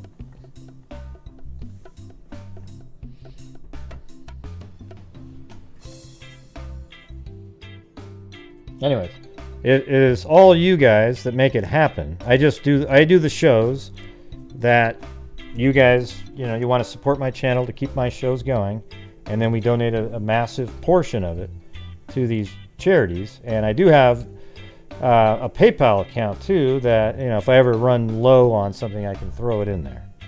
I have no problem doing that. But it might be, I think 5,000 is the normal cost, but the two cases we're doing had multiple, let's see, they needed enrichment, I guess. Or one of them did. And maybe multiple extractions. I can't remember exactly, but it costs a little bit extra, but whatever it takes. Here's what I'm telling you. If it costs 15,000 to get one, then that'd be still amazing, wouldn't it? But apparently this is going to be two cases. You can't ever guarantee anything. But hopefully there's some relatives of the Bibb County that they put their information in the system on GEDmatch or first 23andMe, Ancestry, then uploaded to GEDmatch. Thank you, Kathy Friedenmaker, a frosty beer.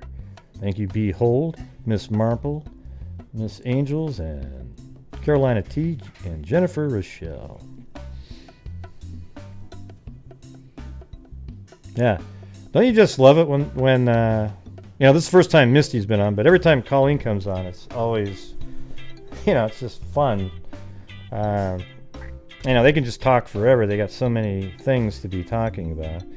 And man, Misty's like, you can just tell how sharp she is. Just boom.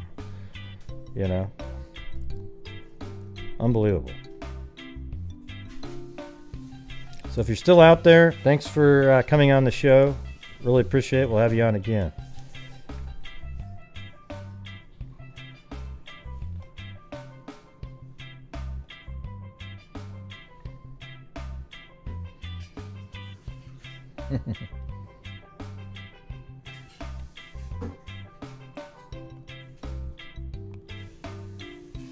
Oh yeah.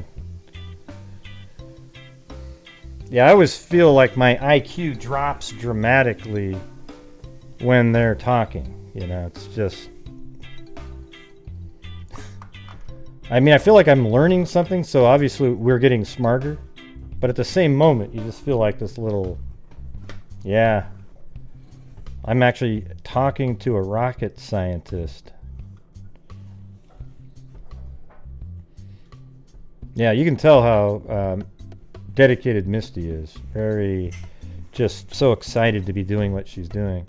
So I hope Dan is able to, you know, if he can volunteer somehow. He seems to be pretty into the ancestry, because I know that he's gone over there many times to find little quick articles on things that we didn't have. And it's not just that. I'm sure he's on there all the time. So it'd be cool if he could get in there as a volunteer.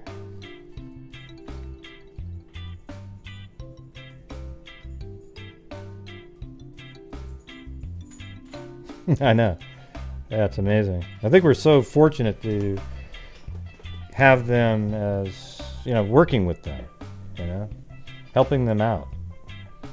You know, so we're going to try to get up to like 13,500, which would cover the 2 cases, and then we'll be building up again after that for another case, perhaps, you know, because it's usually around 5,000 apparently, but maybe 7,500 in an expensive one.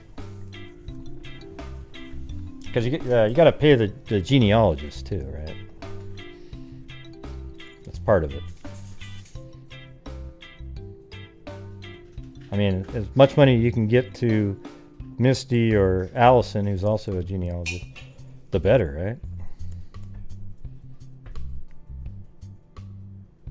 I bet Dan left the show tonight for a little bit to write a note. He was that antsy, so he left. He made an email and he sent it during the show. And I'm sure he mixed in a couple "a watch pig never boil" references.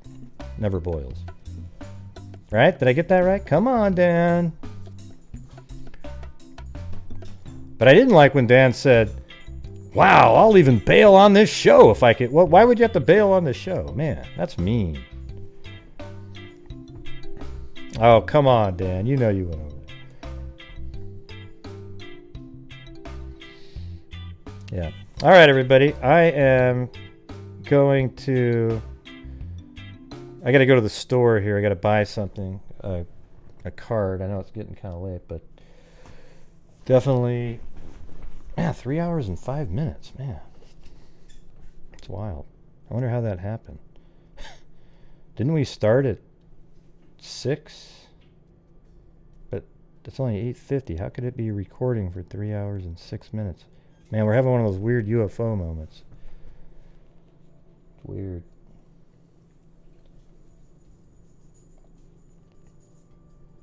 It only starts counting once you hit... No, maybe it does start recording.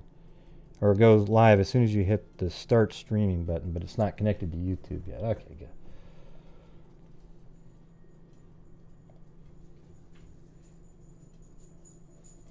Ah, good. I'm glad you guys liked it. Yeah, it's amazing.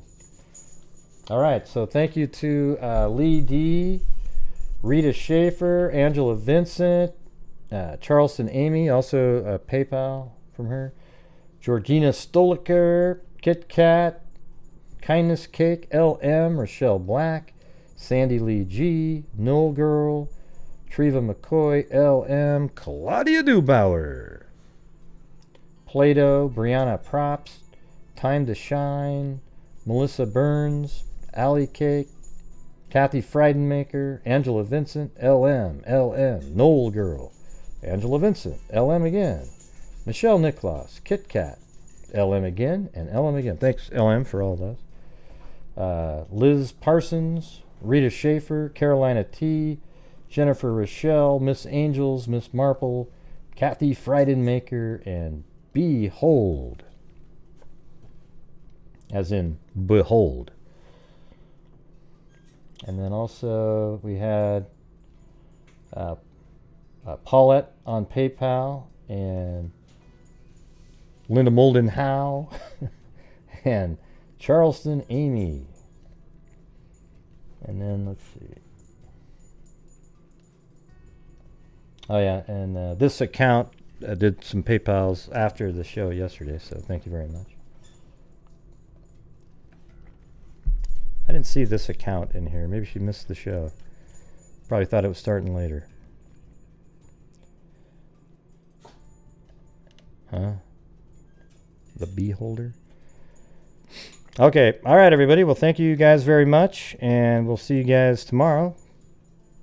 Let's see. I'm going to try to play golf tomorrow, so I'll probably do a call-in show, maybe with your true crime stories. You can call in and discuss the, whatever cases that you might be sort of true crime stories that are close to you, something that you saw or were involved in. So it would be like it'd probably be more like 8 o'clock or 8:30 tomorrow night, my time, which would be 11:30 East Coast. All right. So there you go. All right, everybody. Thank you very much. If you haven't been vaccinated, maybe make sure to go out and do that. If not, make sure you're still washing your hands and doing all the things that you did before. But if you've been vaccinated, go back to living your life the way you used to. Except maybe when you go into a grocery store until they give you the all clear. All right. Thank you guys very much. And we will see you guys tomorrow. And as I always say, until next time, be safe out there. Hey, Dennis. How's it going? Good night. I saw you commenting throughout the show, but anyways, be safe out there. Yeah, I've been doing this true crime thing. Jeez, Gray, you just ramble on all the time. This whole time. What do you mean I ramble on? Well, you just keep talking. Well, that's what I do. It's a show, right? You talk. You want me to be quiet the whole time? That's a start. That would be a start. Gosh, Mary Lou, you're so mean. If you try and play me like an old projector, crime sector is my nectar. Professor Gray is gonna give another lecture. Crime collector, freak connector, and I'm always gonna be a pup protector, fool deflector, interceptor, and I mean a inspector with a vector on his pector. With all respect, y'all, just remember I've a temper fucking check ya. I have no agenda, I'm no pretender, and I'll give it to you straight without a blender. And in the end, I'm gonna send ya on a mission to reveal the true offender. Yeah, so I'll just get right back to work. All right, everybody? Talk to you. Oh, hey, wait, what? What's going on? I can't even talk. Oh, man. Am I still on the air? I thought I hit the wrong button. Let me I gotta get your music playing for you guys. Hold on a second. Where's the jazz? It's called, hold on. Cool Cats. There you go.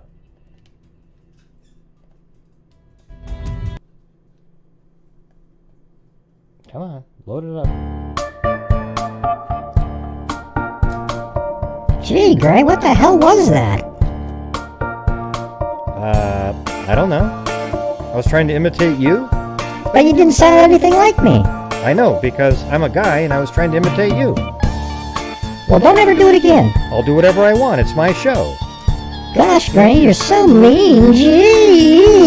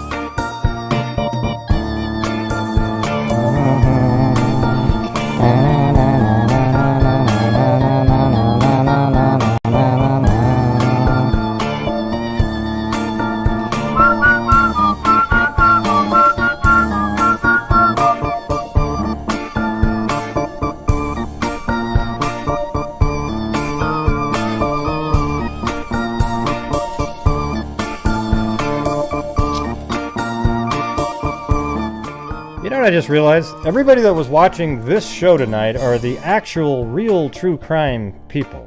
You know, the ones that are interested in true crime. You know, I watched this show tonight on, what was it, MGL's channel?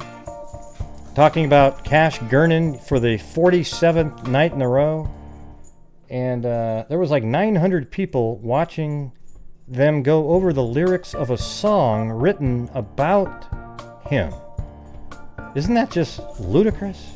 Wow.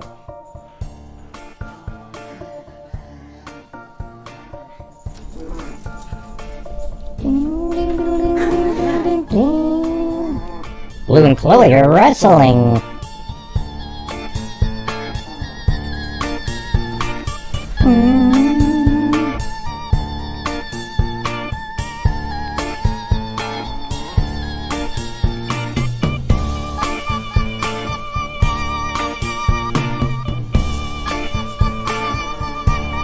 That's true, that's true.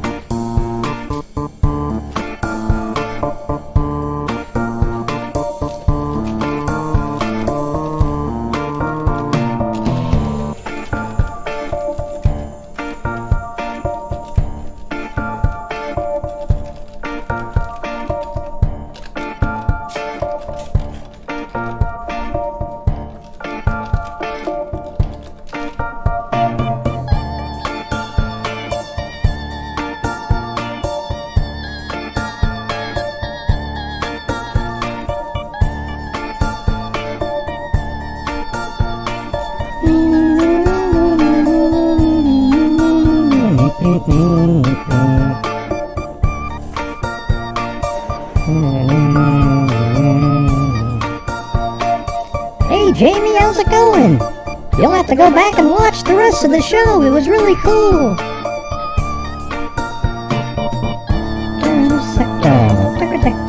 I'm a certified human lie detector. Gonna get ya, gonna stretch ya. If you try and play me like an old projector. Crime sector is my nectar. Professor Creel's gonna give another lecture. Crime collector, reconnector. Ain't I'm always gonna be a bubble vector. Gold reflector, interceptor.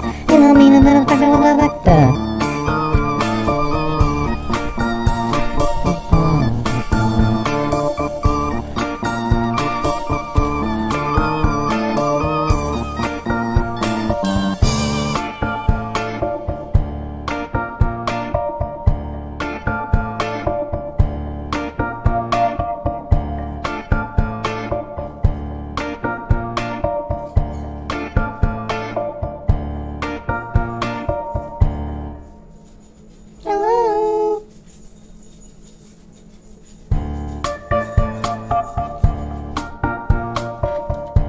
You know that post I made earlier tonight? This lady wrote, "I don't listen to you because you're extremely rude to any subscriber that does not share your opinion." And that was from Luna Blue.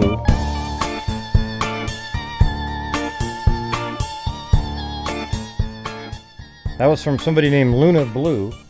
And I said, you should change your last name to Tick.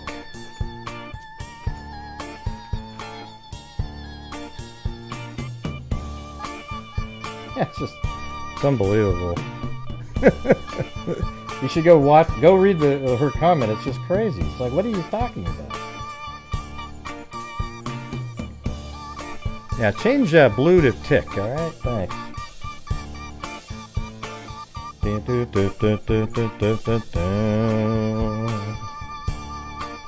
Alright, everybody. That's going to be it. Alright, I appreciate you guys showing up. I hope you guys thought that was I thought it was a great show. Very interesting. Just kind of, you know, it almost makes you feel like you can feel how they feel. right? The way they described it, you can see, you can feel like empathetically with how they must feel when they solve a case. I think we'll have a sort of a glimpse into the feeling when we, the freaks, finally have one of the cases solved that we fund. Don't you think? Might not be at the same level, but it'll be something close to it. You know, like in the, well, not close, but like, let's say 60% of it. So anyways, we'll see you guys tomorrow. Thank you all for showing up. Have your true crime stories ready for tomorrow. And as I always say, everybody, until next time, be safe out there. Hello? Aren't you letting me say goodbye too? Goodbye, everybody! Yay! Everybody loves me! What about me? Does anybody care about me anymore? Nobody cares about you at all. Yee-hee! Man, look at that. Zozo's always so mean to me. What did I ever do to her? Yeah, what did he ever do to you? Wait, are you defending me? Oh, no, no, he didn't do it. Well, forget it. Man, they're confused. They're confused. All right, everybody. We'll see you guys tomorrow. Be safe out there.